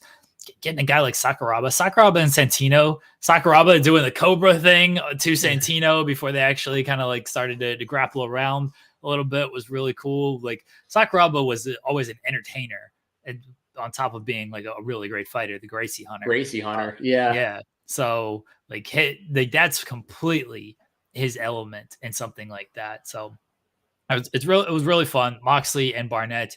If you don't like blood, you might not like that fight, that match, but if you do, then it's all good. Like they had plenty of blood in that one. I assume they'll do a third match as well at some point because they're 1-1 against each other now. Your main indie you wanted to hit was the TWE show, the ending to the TWE show. Yeah, there was a lot of stuff that happened over the weekend. Check out the Spiteful Select Weekender podcast for like more elaboration on this stuff, by the way, y'all. This was a non-GCW weekend, but like every other company that I cover consistently had a big weekend, including TWE, Total Wrestling Entertainment. They're out of the Chattanooga, Tennessee area.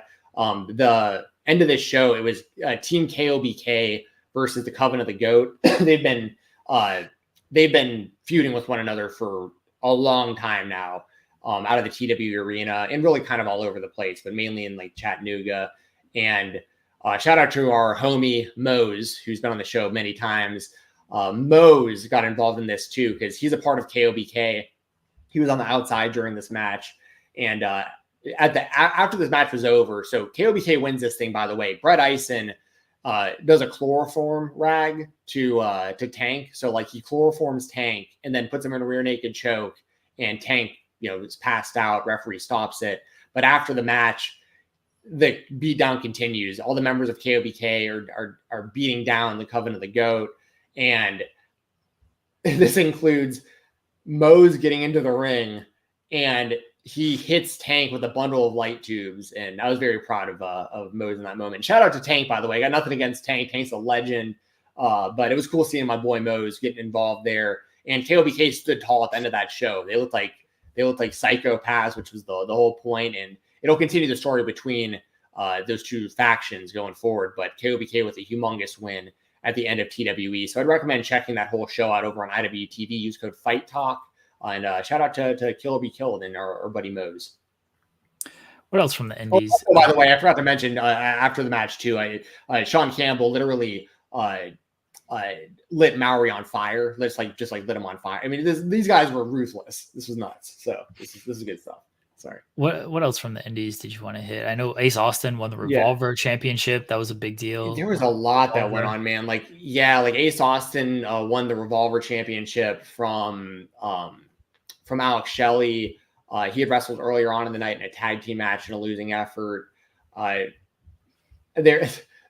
Lindsay Dorado and the former Kalisto are teaming on the indies. If people don't know, and their tag team is called Good Lucha Stuff or Good Lucha Things, which is obviously that's a great name with that promo. I'm glad Kalisto can find humor in that now. Yeah, that was so bad when it happened. Yeah, but that was a while. Like it wasn't good, but like he would block you if you mentioned it. Oh, really? Like, yeah. He might still have it blocked, but yeah, he did not find it funny after it happened. He like took it, which I mean, it's a tough flub on live television and everything. But yeah, he was, and I understand being hard on yourself on something like that. But yeah, he did not find the humor in it if you like brought it up previously. So it's good that he can laugh about it now. Yes, they're laughing about it now because that's literally their tag team name. Also on that show, the main event was Cage of Horrors. I have a hard time saying that word. It sounds like I'm saying something else, but horrors. Cage of Horrors. That was an SGC battle, basically. It was Manders versus Matthew Justice versus Mance Warner in a triple threat. The finish of that one, Matthew Justice jumped off of a scaffold, did a stage dive off the scaffold onto a bunch of like broken doors on top of Manders. and tried to pin him. Mance Warner ran up and kneed Manders in the head while he was trying to get the pin, then hit a chokeslam on a flaming pile of doors onto Manders. So Mance Warner continues to kill it, the current GCW champion, and still fighting his former SGC brethren. So check that out. A Revolver Cage of Horrors. That's over on Triller TV Plus. That is a part of the monthly package if you want to check that out. Also on that same package, we had AIW Shook Ones. The main thing coming out of that show, there was some big stuff like Karen Jarrett and Jeff Jarrett showed up. They cost. Yeah, that's the main thing. What else happened on that show besides Jeff Jarrett? I'll get to that. Well, Jeff Jarrett showing up there. They cost Joshua Bishop and Tom Lawler, who came out dressed like the Gangstas. They cost them, so it's building more towards stuff between like Bishop and Lawler against Jarrett and their whole group that they got there. The main thing really coming out of this show was they're building Absolution, which is their next big show for AIW, and basically, without getting too into it, because it'll take a while to explain, they had like a Rumble recently where the Duke won the whole thing. The Duke is in cahoots with the current champion. Basically what they're setting, they tried to set it up to where they were just gonna have a screwy finish in the title match at Absolution, but now they've set it up to where Isaiah Broner has beat the Duke in their match at AIW. It was a cage match. It was really good, actually. And basically, they're setting up to where Broner's going to get the shot of the Absolute Championship at Absolution. PME is going to get a shot at the tag titles, and Wes Barkley's going to get a shot at the Intense Championship. And these are like all long-term stories that are going to culminate at Absolution. So check that out over on AIW for Triller TV Plus. And then the last indie that I'll touch on real quick that you think you should check out over on IWTV, the same platform that has TWE, over for Action Wrestling. Check out My Own Prison. That's available over there right now on demand. It was a great show from top to bottom. The main event was the main thing. Adam Priest took on Cruel. Cruel was the defending IWTV champion, and the title was on the line. These guys have been feuding with one another for a very long time, and it's spanned across many promotions. The two of them have personal history and relationship as well for years and years. So there's a lot at stake in this one. A lot of stuff happened in this, including Adam Priest putting a flaming branding iron in the face of Cruel, hits him with a DDT, Adam Priest hit Cruel with everything, and Cruel is unbeatable at this point. Like, he just cannot, I don't know who the hell is going to beat this guy eventually for this championship, but Cruel did eventually get the win after hitting a chokeslam and scorched earth. And there's also a lot of speculation as to what's next for Adam Priest, because, Priest, one of the best in-ring wrestlers in the world, in my opinion. Any style, people, pretty much anyone you talk to on the indie scene that knows about Adam Priest are all going to give him credit for being one of the best out there. And he kind of put up some stuff on social media after this match, basically saying, like, see you down the road to the Action Wrestling crowd. And he's been a big part of Action Wrestling for a while. He did have the opening match at the MLW anniversary show. He lost to Bobby Fish. And I know Priest does have some more indie stuff coming up. Cruel also put out a tweet kind of about like almost like good luck up there type of thing to Priest on social media. So there's a lot of speculation right now of, has Adam Priest signed somewhere? And if so, where? Is he going to be more full-time in MLW? Is he going to be heading to AEW / Ring of Honor? He's got a little experience with ROH. Could he possibly be heading to the Performance Center with NXT? Like, is it something else all entirely? Or is he staying on the indie scene as a top guy and just not working the same indies going forward? Is he going to be branching out other places across the world and across the country? I don't have the answers to these questions. I could probably find out pretty quickly if I started prodding, but I'm going to let things simmer for a little while. Why don't you prod, Jensen? Let things simmer a little bit before I start doing that. Maybe the news will come out before the next time you even hear from me about any of this stuff, but regardless of what is looking like for Priest's future, I'm a huge fan of his. He deserves the world. The dude, you can check out an interview that we did with him a long time ago for the Spotlight. We should probably have him on again sometime soon if we can. But yeah, good luck to Adam Priest, whatever's next, whether it's just different indies or whether it's MLW, AEW, Ring of Honor, anywhere else. Nothing but luck to to any style Adam Priest. And check out Action Mile in Prison. Check the whole show out, especially that main event over on independentwrestling.tv. Use code Fight Talk. You should prod, Jensen. Maybe I'll start prodding. We'll see how bored I get at work today. If I'm busy at work, I won't prod. If I'm slow at work, maybe I'll start prodding. Anything else you want to touch on? No, I mean, you wanted to say something about MLW. I mean, like, they're doing a pregnancy storyline. Rolls. Apparently, Selena De La Renta is legit pregnant, so congratulations to her. But they did the big reveal last show where Dario Cueto, or Cesar Duran, revealed that he's her father. Yeah. He's like, I'm your papa. And then now Selena De La Renta is pregnant, and he's not happy about this because now he's going to be a grandpapa. It's fantastic. MLW, like, they're in a weird spot because some of their stuff's on YouTube. They kind of stopped doing their MLW Fusion shows. So now they just basically do big events, and sometimes they're live and sometimes they're just taped shows on YouTube. So, but it's just basically it's not even quarterly events. Like every 2 weeks or so, I feel like they have a show, whether it's a pay-per-view show or a YouTube show. So it makes it a little difficult. And it's usually on like a Saturday night. So it's up against a Collision or another pay-per-view or something. So it flies very under the radar, but I'm all for pregnancy storylines and father reveal storylines. Right up my alley. So if you're into that, check out MLW. Also, if you're into like good wrestling, there was a lot of good matches. Jazzy Yang made her debut for MLW on the show. Jimmy Yang was there in the crowd, so that's always good to see him. I was always a big fan of Yang time. In the main event, speaking of Cruel from Action Wrestling, Cruel, aka Mads Kruger, was in the main event of MLW as well. And he defeated, was it Manders in that one?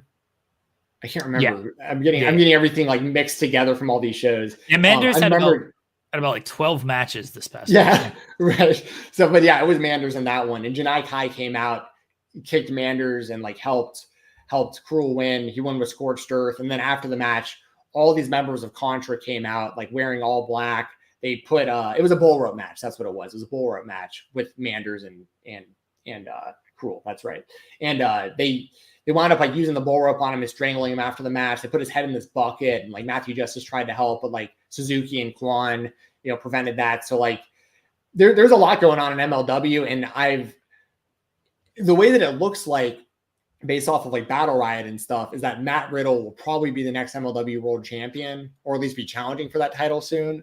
But the way that they built Cruel, it's like he's almost in his own little world doing his own thing in that show, but he's so OP, like so overpowered, like on that and on the indies, that like they might as well get him in the title mix that they have access to him. I've said it 1,000 times, whether people are into kind of like the monster gimmick or whatever, Cruel is super talented. The dude is like a legit close to like 7-foot monster who can do tope suicidas, he's got one of the nicer choke slams and stuff. Like he's just it's a matter of time before he's on AEW or WWE television, whether he's in a mask or not. Like Logan Creed, the man behind the mask, that dude is super talented and will be like a household name in wrestling eventually. So check it out. I got to clock in for the shoe job. I'm already late today. But I enjoyed talking. Well, I'm glad we got to cover so much on the indies this week. Maybe we'll do this more often going forward. We'll wrap up the other topics a little earlier, and I'll do like a whole recap of like some of the stuff I talked about on the Weekender. And maybe that'll give you all incentive to go check out the Weekender if you want more of this kind of talk. That's over on FightfulSelect.com. You can follow me on X at FightTalk_ and use code FightTalk on IndependentWrestling.tv. There you go. Thank you, Jensen. Appreciate it as always. I will see you. I actually won't see you next week. I'm not going to be here next week. Yeah, so I'll be here next week. We'll be doing Money in the Bank predictions, and we'll be sponsored by Wrestle Rumble next week. So I'll be here with a guest, either SP3 or someone. If SP3 is available, I'll have him. If he's not, I'll have someone else. But I'll be back here for y'all next week. I'll miss you, Jeremy, but I hope you have a good rest of your day, and I hope the chat has a good rest of their day as well. I'm a clock. Thanks, buddy. Yes, for those who may or may not know, I will be traveling to Money in the Bank next week, so I'll not be on the show next Thursday. Jensen will have, again, SP3 or someone else. So, all right, let's get into our creator spotlight. You've seen him in the chat today. He writes all around. He writes for Bodyslam, writes for WrestlePurists, written stuff for Fightful, Wrestle In. He's Corey Michaels. Corey, fantastic writer. It was great chatting with him in the Creator Spotlight, getting to know him a little bit more. And yeah, hopefully people learn something from this chat, inspire some people from this chat. Corey is yeah, I love how his brain works when it comes to this stuff. So it was a very fun interview. And here we go. Corey Michaels in the Creator Spotlight. Welcome back, everyone, to the Spotlight. It is Creator Spotlight. I'm still Jeremy Lambert. That's still Stephen Jensen. And today in the Creator Spotlight, he's a feature writer. You can check out his work at WrestleIn, WrestlePurists, Bodyslam. He's been on The Observer. He's been on Fightful as well. He is Corey Michaels. Corey, how you doing tonight, man? Doing great. How are you doing? Doing well. We appreciate you joining us. And the first thing I'm just going to ask with everything is, how did you get involved, wrapped up in this wacky world of wrestling and wrestling media? Well, it started in like 2020, the winter of 2020. And I had asked WrestleIn, which I was ran by Kieran at the time, Kieran Hayward, or Kieran RH on Twitter. And He's on the show. Yeah, he's awesome. He's one of my best friends. He gave me some like feedback whenever I tried to see if I could get on the site on WrestleIn, and over time, like, I've had to go through a couple drafts until I finally got the perfect one, which was to hype up Kevin Owens versus Roman Reigns at TLC, which was in the Thunderdome, and I didn't think I was going to get in at all, because I was just like, man, I'm just some guy. And he's like, this is great. We'll put you on. And I've been writing ever since. I don't think anybody really saw like how the level I was kind of at, though, until in February 2021, when I wrote a poem feature on Raven, completely in the style of Edgar Allan Poe. And like, this was like meticulously planned, like through each stanza, each verse. And I made sure to like include references to like 90s pop music or 90s grunge, alt rock. Just kind of like really tie into his character. And then everybody was just kind of blown away. Raven himself was blown away. He quote tweeted it. And from then on, I just kept writing whatever I felt like, and everybody just like, okay, you can do that. I got into like WrestlePurists pretty easy, Bodyslam easy. I was just like, hey, can I be in here? And they're like, yeah, go ahead, buddy. And it's just been a whole bunch of fun. And since then I've done that feature with Bryan Danielson and Will Ospreay that you helped me set me up with, Jeremy. And kind of did some kind of stuff talking with Wrestling Observer. I even did a guest editorial published this Monday from Love Wrestling about the White Six. It's like that one just really just kind of got me, so I had to write that, and they were really cool about it all. What did Raven say about the article? Let me just a second. I'll pull it up on my phone. That's pretty cool though. Like, I'm a huge Raven fan, big WCW, ECW fan. That's badass. Raven's the man. Very smart mind in wrestling. People always talk about as well. Yeah, I did not expect him to have reached out or read it at all, but like he did, and the fact that he did, it meant a lot. Very creative angle as well. Sorry, but creative angle to go in the voice of Edgar Allan Poe with that. So credit to that. I want to know kind of how you thought of that and put that together after you let us know what Raven said. Okay, yeah, Raven had said, it's brilliant. Not only have you, no doubt, listened to a lot of my interviews, but you've also read between the lines and captured my angst quite accurately. Intoxicating yet also painful to read. Excellent work, quoth the Raven, nevermore. So it's that's not the like highest level of endorsement. Like, yeah, that's awesome. That's more than just like great article with a quote tweet or something. Like he gave you a full on review there. Yeah, he gave me a compliment and had an existential crisis in one tweet. We know he's the kind of guy that, like, if he didn't like it, he would have quote tweeted like, "This fucking sucks." Like, he would have like totally like buried it, but like he went the totally opposite way. And dude, that's That's pretty incredible because like the amount of detail, and for him, he really read that thing and broke it down the way that you wrote it. That's awesome. That's really cool. That's an accomplishment for the person you're writing about to have that high of an endorsement about it. I think it was really damn cool.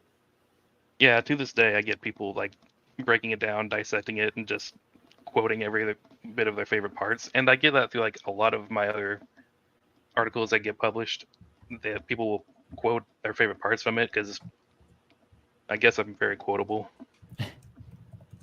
You do great work, and a little backstory here of you reached out to me. I guess it was after Double or Nothing. I'm terrible with the pay-per-views. Dynasty, because it was Ospreay and Danielson. Sorry. My memory is god awful with this stuff. We reached out after Dynasty and we're like, hey, do you think I could do something with Danielson and Ospreay? And I was like, I don't fully make those decisions, but I can run it up the chain. And when I pitched it to Sean, I was like, hey, Corey Michaels is asking about this. And I was like, does great work. And I showed him some samples and he's like, yep, I like Corey, but he can go for it. So like I'd followed your work previously before you had reached out to me. And yeah, like you do a great job. And so going back to the Raven stuff, I always want to know, like, when a creative mind puts something like that together, how much goes into it, like where the idea kind of sparks from, and then how much you mentioned researching promos and everything, like how much goes into it when you are putting all this together. Usually that just, with promos, it goes by memory, or if I'm just looking up any kind of famous promo, I just try to hunt it down. And sometimes it nothing really pops up, but either way, there's like something else that's always in here where I'm like, I know what I want to say about such and such, and it just comes out like that. Like, people often talk about how long it must have taken me, or like how much it seems like I put in a lot of work, which I do, but like, it's, for me, when it comes out, it just like completely just pours out, and it's just like, it's when I have something ready, it is just like a steady stream, kind of like when I'm reading Cormac McCarthy or William Faulkner, except I'm nowhere near as good as those guys, but it just comes out and just this kind of stream of consciousness that kind of comes together, which it is funny because when I'm speaking out loud like I am right now, I'm pretty much nothing like my writing voice. They're like completely separate because I don't really talk much in real life. This is probably the most I've talked like in months. Nice. I like that. You mentioned the Wyatt 6 like really spoke to you, and you felt like you had to get your thoughts and your work out there based on that. Like, what about this Wyatt 6 angle, and I guess or like Bray Wyatt, about all this like speaks to you so deeply? Well, like, grief is like a powerful thing, and just kind of working your way through it through creative means or whichever means, that's kind of where I came from with that. And like, there's like stuff I've never released or planned to, like back in 2020 I lost my dog and I wrote a lot of poetry about him, and I could just see how that kind of stuff is going, especially with like the creative mind that Bray Wyatt had and that likely Bo Dallas has. And I mean, I'm obviously not going to see the direction of it because only they know, because it's like such a unique direction. You've seen like the Uncle Howdy and the Bo Dallas promo, like they were just having lines that you wouldn't see in a typical wrestling environment. And that's kind of like how I've been approaching things ever since I saw Bray. During my time, I wasn't even a fan, but like I saw Bray, and just like the way he kind of approached things back then and throughout his career, it's just like nothing you would really come with from wrestling. And in my content, it's kind of come off that way too, where it's my own kind of voice contrasted with like everybody else's, because I don't have as much insight as much people have that have been like industry leaders in wrestling media, but like I just have this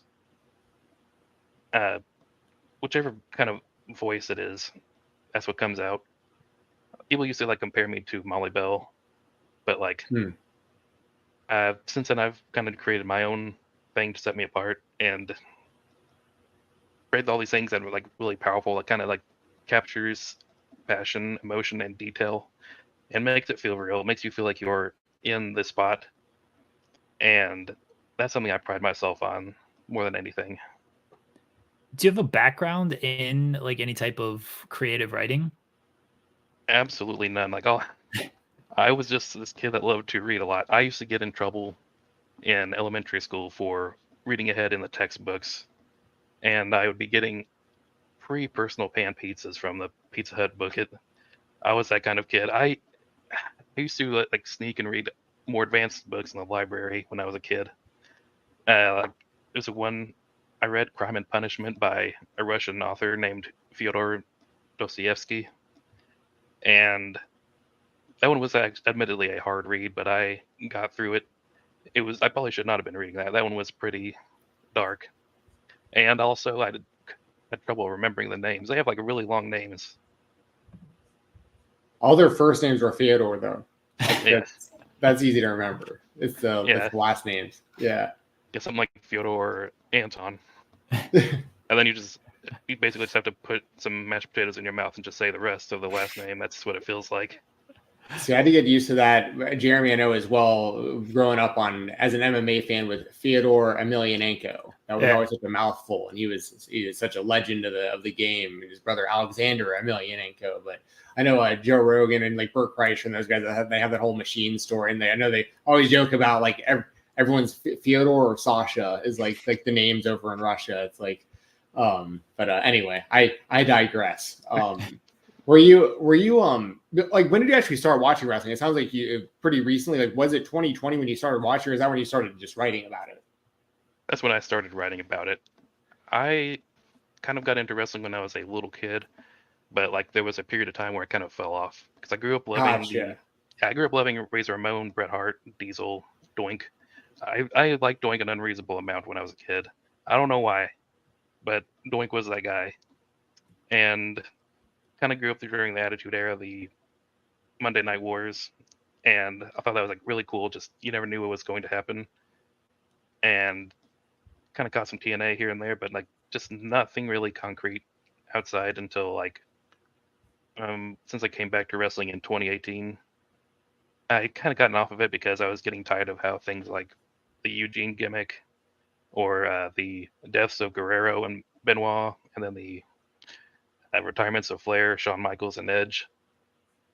And I was just kind of like, eh. And then like a lot of people were looking the same. Like when I saw the Shield, I was like, this Dean Ambrose guy is pretty cool. These guys look like every other wrestler you would have found on the Create a Wrestler thing back in the day. Just like it seemed like it's kind of just copy and paste template. I didn't know how good they were, but back then, but I got a good idea now. Like I'm big fans of them, of all three guys. But yeah, it took me a while to get back into it. It was mostly through Asuka versus Charlotte at WrestleMania 34 and Kenny Omega and Tomohiro Ishii at the G1 Climax in 2018. Because I saw that on like the Access TV, and I did not know what was going on. I just saw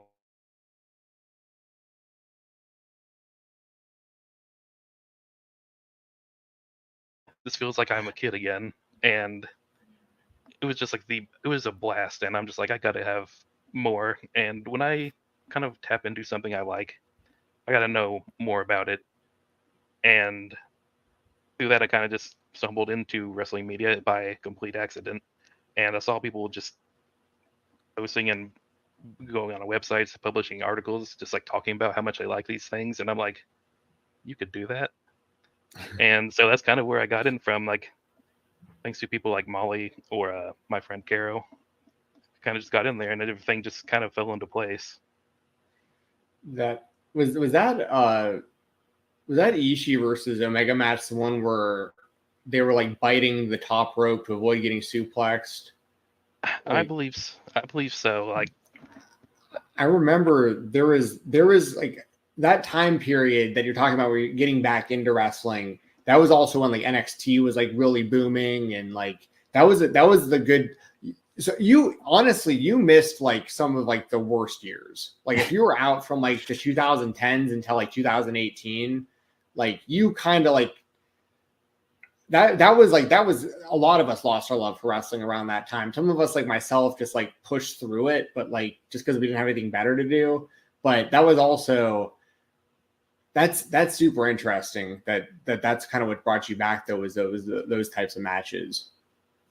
Yeah, like I completely missed out on like the Summer of Punk or the Money in the Bank 2011 and the whole Rise of the Shield and all that. Like, I would only catch like some of the big pay-per-views, but otherwise I kind of just didn't really bother much with it. I was just occupied with video games or comic books or whatever kind of dumb stuff I was into at the time. Alternative rock. Oh no. Yeah, it's like I live near the Kansas City area, and they used to have like this blossoming alternative rock scene, and that's what we were known for, like for a time. Was that and our barbecue? We used to be known for wrestling, but that's kind of been gone. I assume that you were a fan when you were younger because of writing about Raven, and I noticed you had talked about how like you missed part of Bray Wyatt and like went back, so that fills in the gaps pretty well for me. So between like the kind of the alt rock Raven type, I get kind of where you're coming from, what your vibe was kind of growing up now. That's cool. What do you think about Billy Corgan and what he's done with the NWA? I don't. The only thing I really know is 1979 is a great song. That's about it. Yeah. Like Smashing Pumpkins has some good songs. Jeremy's wife likes Smashing Pumpkins. I like Smashing Pumpkins. Jeremy doesn't care for him, but he interviewed recently. Have you heard Creep by Smashing Pumpkins, Jensen? Well, of course. Yeah. It's a good song. Yeah, you don't wait, what? Creep by Smashing Pumpkins. I'm getting some deja vu. I'm so confused right now. All right, anyway. we're just gonna move on. The people in the chat who know, they will get that one. Didn't you get Joel with that one too? What's that, Corey? Why am I so confused about this? Didn't you get Joel with that one too? Oh yeah, but Joel gets it like now. No, I don't think I got him immediately because he was like they didn't do Creep is not by Smashing Pumpkins, Jensen. Yeah, that's why I'm so confused. Yeah, like, what are you talking about? Yeah, okay. I don't like Radiohead. That's okay. That's why I'm so confused. I don't even know what you're talking about. Okay, I was super lost. So what you're trying to get me by saying, would you like a song that isn't by them and see if I like Smashing Pumpkins or not? I see. Okay, you kind of got me because I was like, I think I got you. But I think I got me. You got me. You got me. Okay. Funnily enough, Smashing Pumpkins was referenced in that poem. So yeah, I can link together. I could link it to you guys sometime after the show if you need me to. For sure. All right, so we kind of covered things with getting into wrestling as a kid, and then covering things you fell out. You didn't miss kind of what Jen said. You didn't miss a whole lot. The rise of Roman Reigns and 300 failed title reigns and stuff like that. So what I want to know is like stuff that you mentioned, Bray Wyatt and the stuff going on that happened on Monday with Uncle Howdy, but what other stuff like current day are you really like following and really invested and interested in? In terms of pro wrestling? I mean, pro wrestling, we can talk about life if you want as well. What kind of music you listen to, whatever you want to talk about. Yeah, like on music, I've kind of fallen off a bit, but like I'm pretty sure everybody's heard what's been going on with the Kendrick Lamar and Drake thing. And like Jeremy's all about it. Yeah, like sorry, go ahead. I've been listening more to like Meet the Grahams. That's like my favorite out of that trilogy of like diss tracks, just because like that piano, it sounds a lot like the theme of Laura Palmer from Twin Peaks, and I'm just like, oh, so he's getting murdered another way too. And I just thought that was like really cool, just going by that, and the fact that pretty much everybody on planet Earth, from like East Coast, West Coast, other countries, probably like some subterranean people if they exist, they're like just like really celebrating this man's downfall. And as someone who got quickly tired of him in the early 2010s, tired of Drake, it's been pretty great to see. Let's go. We can talk about Kendrick and Drake all day. Steve Jensen will be lost on all of this, but I'm all for it. It's funny because I know very little about all of this, but like I've seen every episode of DeGrasse The Next Generation like 1,000 times. So like that's my knowledge of Drake, is like him as an actor, as Jimmy Brooks. Like I know that way more than like what's going on with all. I mean, I get the gist of like what people have been saying about Drake. I just haven't looked that much into it, but I don't know much about what they're saying. I mean, sorry, I know a lot about what they're saying, but I don't know like the specifics, I guess, of each diss track and like kind of all that. But it sounds like Kendrick is winning pretty heavily from what it's over. looks like. Yeah, he's won. It's not he's winning. He's completely won. But is Drake like canceled? Like, did they like catch him on some like actual stuff? Like, I mean, he's not canceled, but like he's done. He just made him look really bad. Yeah. Drake's out here voting for his own song on a public poll, and that got 6% of the vote. Like, he's just done. Yeah, to put it in wrestling terms, it's basically that squash match between Brock Lesnar and John Cena, but like ×2. Yeah. Oh wow. Like, sure, Cena can come back and do stuff, but like, he's dead after that. Yeah. Oof. Yeah. Other than music, I've been catching up on a lot of other things I've missed out on, like popular movies. I haven't seen movies like Titanic or Beauty and the Beast because I've watched movies like this one movie, Solaris, from like 1972, or like a bunch of other obscure stuff, and also the MCU. Like that's pretty much the only stuff I really kind of geek out on. Book-wise, I'm catching up on a lot of classics. I'm really into like Neil Gaiman and Cormac McCarthy. I'm reading Ernest Hemingway right now, For Whom the Bell Tolls, and ever since I started picking up literature, that's kind of helped influence how my writing kind of goes, like both in wrestling and in my actual storytelling, which is like what a major dump of my focus is on, is like writing my own kind of stories, and so I can get published someday. But like, other than that, it's those things in video games. And how about wrestling? Like, what's the stuff that you're kind of interested in right now? What's going on wrestling? I'm been in love with both WWE and AEW, and New Japan now have more access to it. Stardom. I'll try to catch some stuff on Noah here and there, but like I'll usually go for like the classics of Noah and All Japan. But like other than that, it's just mainly the big three or big four of WWE, AEW, and New Japan and Stardom. I've been interested in like Marigold, but I haven't gotten around to it. It's like the whole thing of just like not having enough time. But every now and then I'll go and find something obscure there too if I want to. Which recently I covered Combat Toyota versus Megumi Kudo from FMW, because that's like a nasty, gnarly barbed wire match, like exploding barbed wire, and it was just kind of like, it was just nasty. It's like, that's one of my favorite death matches that I've seen, that and Terry Funk versus Atsushi Onita.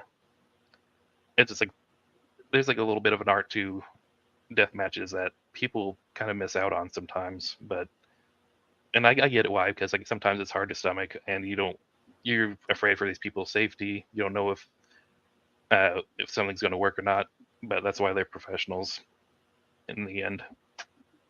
But yeah, pretty much. I'm going to say pretty much any time that I've ever like interviewed or spoken to anyone who does deathmatch wrestling, they're always quick to point out the art in it.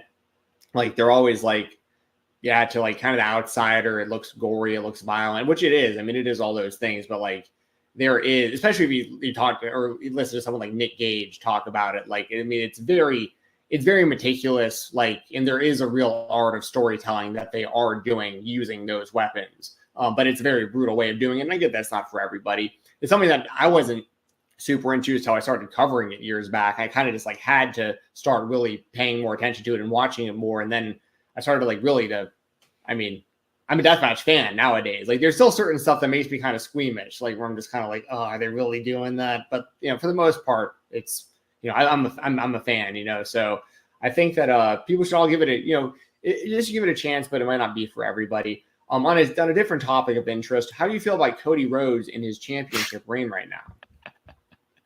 I honestly don't really have much of an opinion. I still am excited to see him come out. I'm excited like see him have these matches like with the ones with AJ Styles. I will say I'm not kind of for his upcoming thing with Solo. I'd rather be Jacob Fatu. Like I'm pretty sure like that would just have me going crazy. And it's like, but otherwise, it's like it's been a refreshing kind of change of pace from not like having the champion there, which like it's sometimes that's fine in certain cases, but like having that for like a bajillion years, like since the dinosaurs were here, and Roman not being there as much, it's kind of been like a refreshing kind of change of pace. Like having Cody just be there and kind of, and it might make it a little tiring for some people at some point, but like he has a connection. Like that's the best thing about wrestling is like you see the connections. That's what really makes people like the superstars, like how they make people feel, and that's what really sells the art of wrestling. That's why I got into it after I first saw that one video by Super Eye Patch Wolf. That's like what kept me a fan after I saw those matches that got me into wrestling. Just kind of like knowing that, oh, it's a story. This is an art, and there's like so much that really goes into it. And like I'm seeing that with like Cody. He plans these things out like there's these Mid-South or Mid-Atlantic matches from the 80s, but with a modern twist with some early 90s Sting in there. And it's just it's always like so fun to like watch whenever he's like he and someone else are on another page. One of his first matches back was like with the Miz, and that did not work because Miz did not know how to do the lucha style that Cody was kind of putting in. But like you have someone like Seth Rollins or like that finisher part of the 2023 Royal Rumble where it was just him and Gunther. Yeah, you see something so like raw and human and primal in some of these moments, and it just grabs you in a certain way. Like you're kind of like lost in. It's like watching some elaborate dance, and you're just like stuck watching it, and you're letting it speak for itself. And it's kind of like the beauty of wrestling. Like there's this one match that really kind of symbolized that for me. That also kept me in wrestling in my early days was when it was like a random SmackDown out of nowhere, like around the time Becky was getting big, and AJ and Daniel Bryan were having their kind of feud starting to boil up. But it was the one match that really had me was when it was a ladder match between the Bludgeon Brothers and the New Day, and just like the way the drama, this antics, Big E being Big E, it just made for this big old goulash of this thing where you just couldn't look away. And that's like the best thing about wrestling is when you can't look away. And something I didn't really tell Jeremy about when I did the Ospreay and Danielson thing was I was actually about to walk away from wrestling media just because I wasn't really sure if I was making any kind of impact. Little did I know that was very much the opposite of the case. But like once I got that out there and just wrote about that match, because it just like completely just changed something in me where I'm just like, this is the thing that I love. It doesn't really matter where you come from, what kind of company you attach your name to. If you have something this powerful, it's gonna stick, and it's gonna like move you in ways you don't really expect. Like the drama of the backstage stuff is gonna be really sour. You're gonna be like, I don't know if I should watch this anymore. But then you find something where you find what ultimately drives it is the actual performance that speaks to you, whether it's promos or the in-ring action or the vignettes. It's really a magical thing, as exaggerated and pretentious that might sound. That's kind of what it is. It's just amazing. I think when it comes to wrestling media and anybody's spot in it, if I can offer some sort of advice, is it rarely feels like you're making an impact in wrestling media. And I say this as someone who I know my work is good, and I know like I have value in certain places, but then I'm also just like, yeah, does it really matter Like, if is what I'm doing like really that worthwhile? Is what I'm doing really that like important? Are people really paying attention to stuff? So I would say, as someone who enjoys your work and appreciates the stuff that you do, like, I'm glad you've stuck with it. I'm glad you continued. And even if like it doesn't maybe always shine the way you would hope that it does, or the pieces don't hit as big as you hope that it do, I promise you there's somebody out there that is like paying attention to that stuff. And like, eventually, depending on what you want out of all of this, wrestling, that I used to always say, and I still say it, there ain't a lot of money in this game. I still feel that's the case. So if you're looking to make a lot of money out of it, probably not gonna happen, depending on what you're doing and everything. You got to be a maniac like Denise Salcedo to really like make it on your own. But if you're just trying to like make an impact with like writing and things like that, like I think you're doing that already. Yeah, like I've had people I never even connected with or talked to or followed or had followed back as kind of be excited when my name pops up or someone mentions I'm a fan, and I'm like, I had no clue the whole time. It's just like there's a lot of people out there that even though they don't engage with your stuff, they might think the world of your work. They'll probably be going back to your work to revisit how your work made them feel.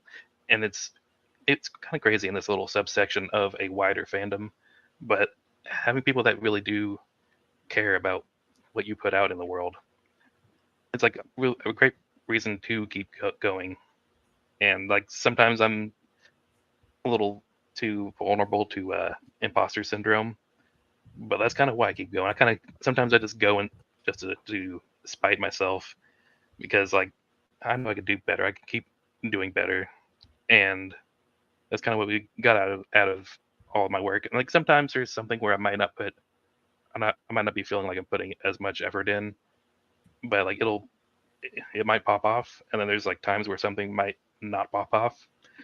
For instance, last Halloween I did this one article based on one of my favorite matches of Cactus Jack versus Triple H in the cell match at No Way Out in 2000. Like, it is an incredible match. I think it's better than the Royal Rumble match, in my opinion. And I'll also finish reading this one book that I loved called House of Leaves by Mark Z. Danielewski. And this book is a labyrinth. Like, if you looked at the pages of it, you would not believe what you were seeing, because it's like twisting in a bunch of ways. Like, the words are just words will like appear in different font colors, different fonts in general, or like I can grab it real quick and kind of show you what some of the pages look like. Yeah, for sure. Yeah. All right.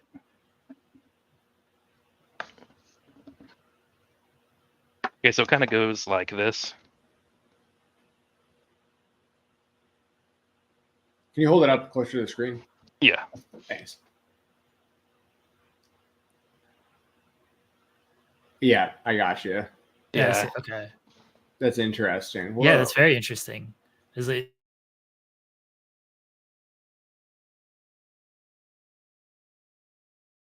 Interesting. So I'm assuming there's a deeper meaning into why it's written the way that it's written, like within the story.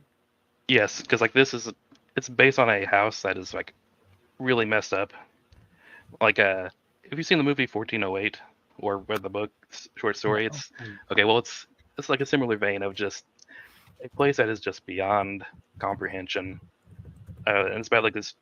It goes like through 3 narratives, and I probably won't go through it all, but it's worth anybody checking out if you want to read something that will get under your skin, probably make you upset. I had to put it down a few times, and but also make you laugh, make you just not be able to put it down, because it's kind of just gripping in how kind of weird and mind bendy of a horror story it is. And I kind of wrote something like that, where like there were parts where people probably don't even get to see in that Triple H and Cactus Jack thing that I based it on. But like I had stuff like in the alt text and the photo description and the tags, and in like little hyperlinks that go to different Google Docs that tell a different kind of story that kind of ties into the theme of like nostalgia and violence. And it didn't get that much attention, but like it was like still something I'm pretty proud of. And yeah, sometimes the things you make that'll be well thought out and have so much effort put into it might not do so much, but the thing is, at the end of the day, how did it make you feel making it to put this idea out there? And that's kind of like the thing I've taken from all of this, all of my recent successes I've gotten in like being able to do these extra things, especially leading up to this interview right here. Like just like all these things I've been wanting to do, I'm finally getting to do. And it started from me being this, what felt like a nobody in a small room, to having a bunch of like people looking forward to seeing what I put out in the world. And that's like really what's been driving me, just knowing that I can do this and that I'm driving other people to do the things. Like I'm getting people telling me that I'm the reason I wanted to join a certain team or wanted to get into media or writing. And I don't, you don't really see this kind of impact until it's actually out there and it's happening. And that's one of the coolest things. You can just really infect somebody with some kind of passion to do really cool things. All right, I have to ask. Oh, go ahead. Sorry, go ahead. No, you're good, Jeremy. You're good. All right, my last one, because I know we got to wind down here in a second. Baldwin Wheeler versus Baldwin Wheeler. This thing blew up as well. I remember seeing that. Yes. I don't even know why. Like, I mean, it's a good tweet. It's a good tweet. It was funny, but like I actually thought someone else would have made that joke too. Like that's the thing about me, is sometimes I'll think someone else is thinking the thing that I've thought of, and by the time I say it, it ends up blowing up into something. Like that blew up, and I was just like, I just ratio Tony Khan? And I did. I ratioed him like times 6. And I was just like, wow. I had like wrestlers like I'm just like interacting with it, and it just kept blowing up. People were like, I was on the Wrestling Observer, like on like one of their shows. They said like the match was like they like pointed out, so they saw some tweet by somebody, which I'm somebody, just like the Baldwin Wheeler versus Baldwin Wheeler, and I just spent the whole weekend, like actually might have been more than a weekend. I was getting notifications for it for a very long time. I'm just like, what is going on? People really like this tweet. It was a good tweet. AEW retweeted it, and they retweeted. Yeah, it was for context. If people want to check this out, it was a match graphic, right? It was FTR versus Wheeler Yuta and Claudio Castagnoli, Baldwin Wheeler versus Baldwin Wheeler. So yes.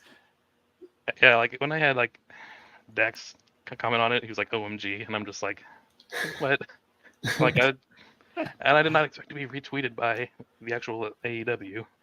Like I was just like, that's like normally the Hang 'em High guys thing. He's the one that has like the tweets blow up, and he followed me because of that. I got a lot of people follow me because of that tweet, and I'm just like, I don't know what I did. It's amazing, this stuff that blows up on social media. Like you never know what it's going to be. You think it's just this is funny to me, so I'm just going to put it out there, and then next thing you know, it's like, oh, people have, good or bad, people will latch onto it. And in this case, it was a good, funny tweet that people latched onto, and it blew up in a good way.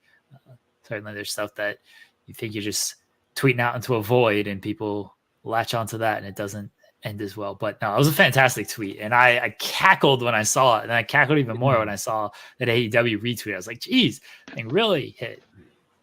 The crowd that night, they were chanting bald and let's go Wheeler, and like I think the wrestlers even made jokes about it. Like I think when Dax went up to Cash and like rubbed his hair and like rubbed it on his own bald head, and I was just like, if this is a reference to me, then I'm like, I'm not bold enough to think that was because of me, but like it was just a funny little coincidence where I'm just like seeing this thing kind of like spiral out, and it was funny. It's like the most random thing. Yeah. I was like, I can retire now. Yeah, I love that. Well, I know you said, everything you're doing right now is very, fulfilling as far as like the positive feedback and being able to reach out and that kind of stuff, get your thoughts out there. What do you think about like for like the future? Like, do you want to continue doing what you're doing now, or is there anything else within wrestling media you're interested in, or any of your writing, or kind of what do you in a few years from now, like what do you kind of see yourself doing within the space? Yeah, in a few years, I want to be able to, like we said, there's like really no money and not much money to be made in wrestling, but I would like to be in a position where like I get like a little side cash, but like that's not the end all be all. I want to be able to like just have my voice everywhere, kind of help other people get their voices in there.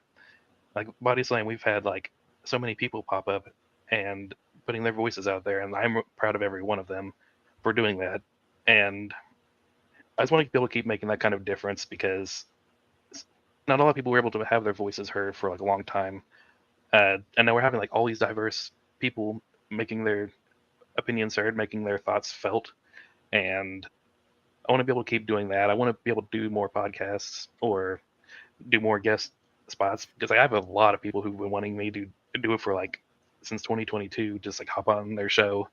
And I'm like, well, I got to figure out a way to get this going soon. I want to get like a microphone. I want to get whichever kind of thing so it can sound real nice. But otherwise, I guess outside of wrestling, I do hope to get like books published.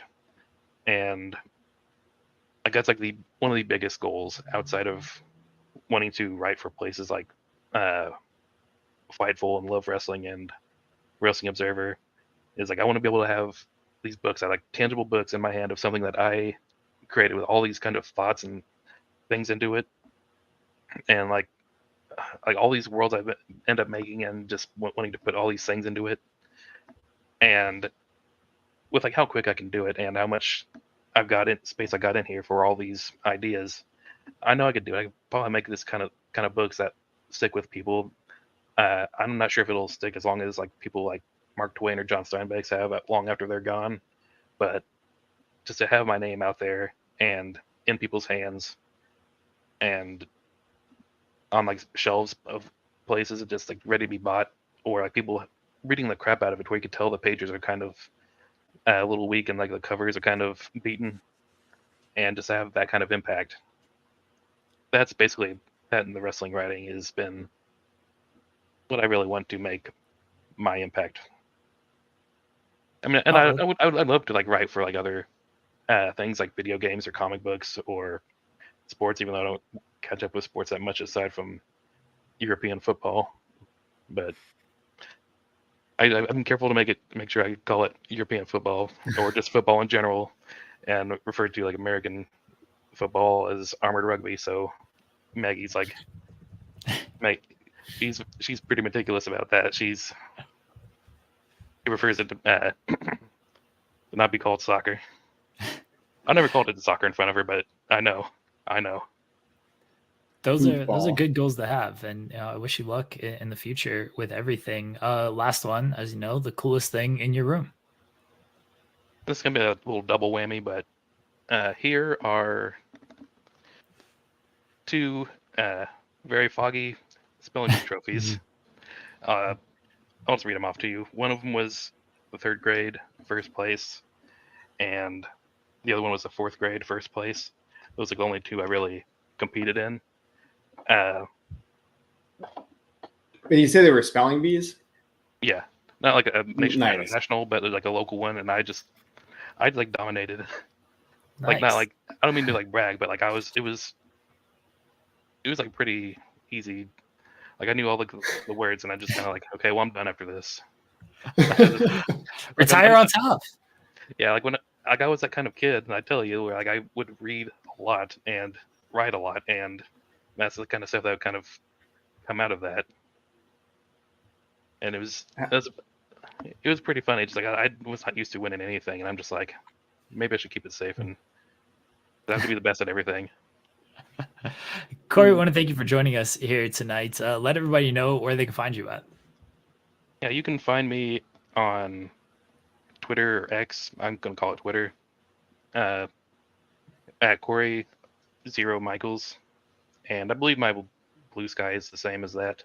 If you want to follow that, but otherwise, you can find me on Wrestle In, WrestlePurists, Bodyslam, and who knows, you might be able to find me some other place.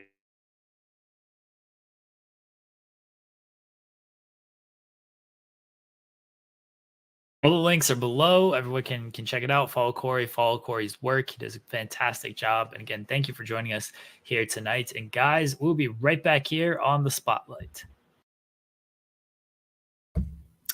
We are back. Big thank you to Corey Michaels for hanging out with us last night, chatting, letting everybody know his kind of journey as a writer and a wrestling fan. Corey's also in the chat. We appreciate him hanging out in the chat as well. I see people talking about the Dijak news. Yes, Dijak did announce that as of tomorrow, it'll be his last day under WWE contract, and he will be a free agent. So no 90-day, no compete clause or anything like that. He will be free to go wherever he needs to go in as soon as this weekend.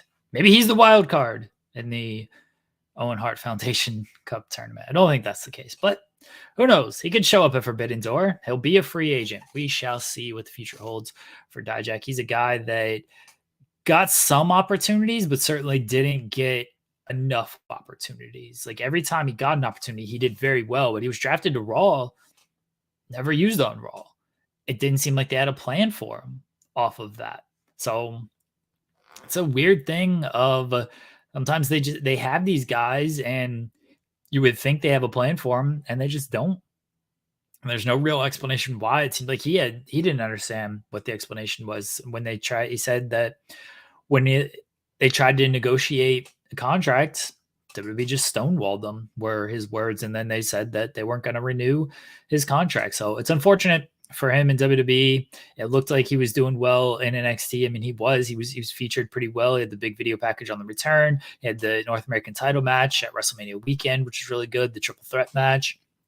And then after that, nothing. He said he was supposed to go into a feud for the NXT title after WrestleMania weekend, which would have made some sense, him and Trick Williams.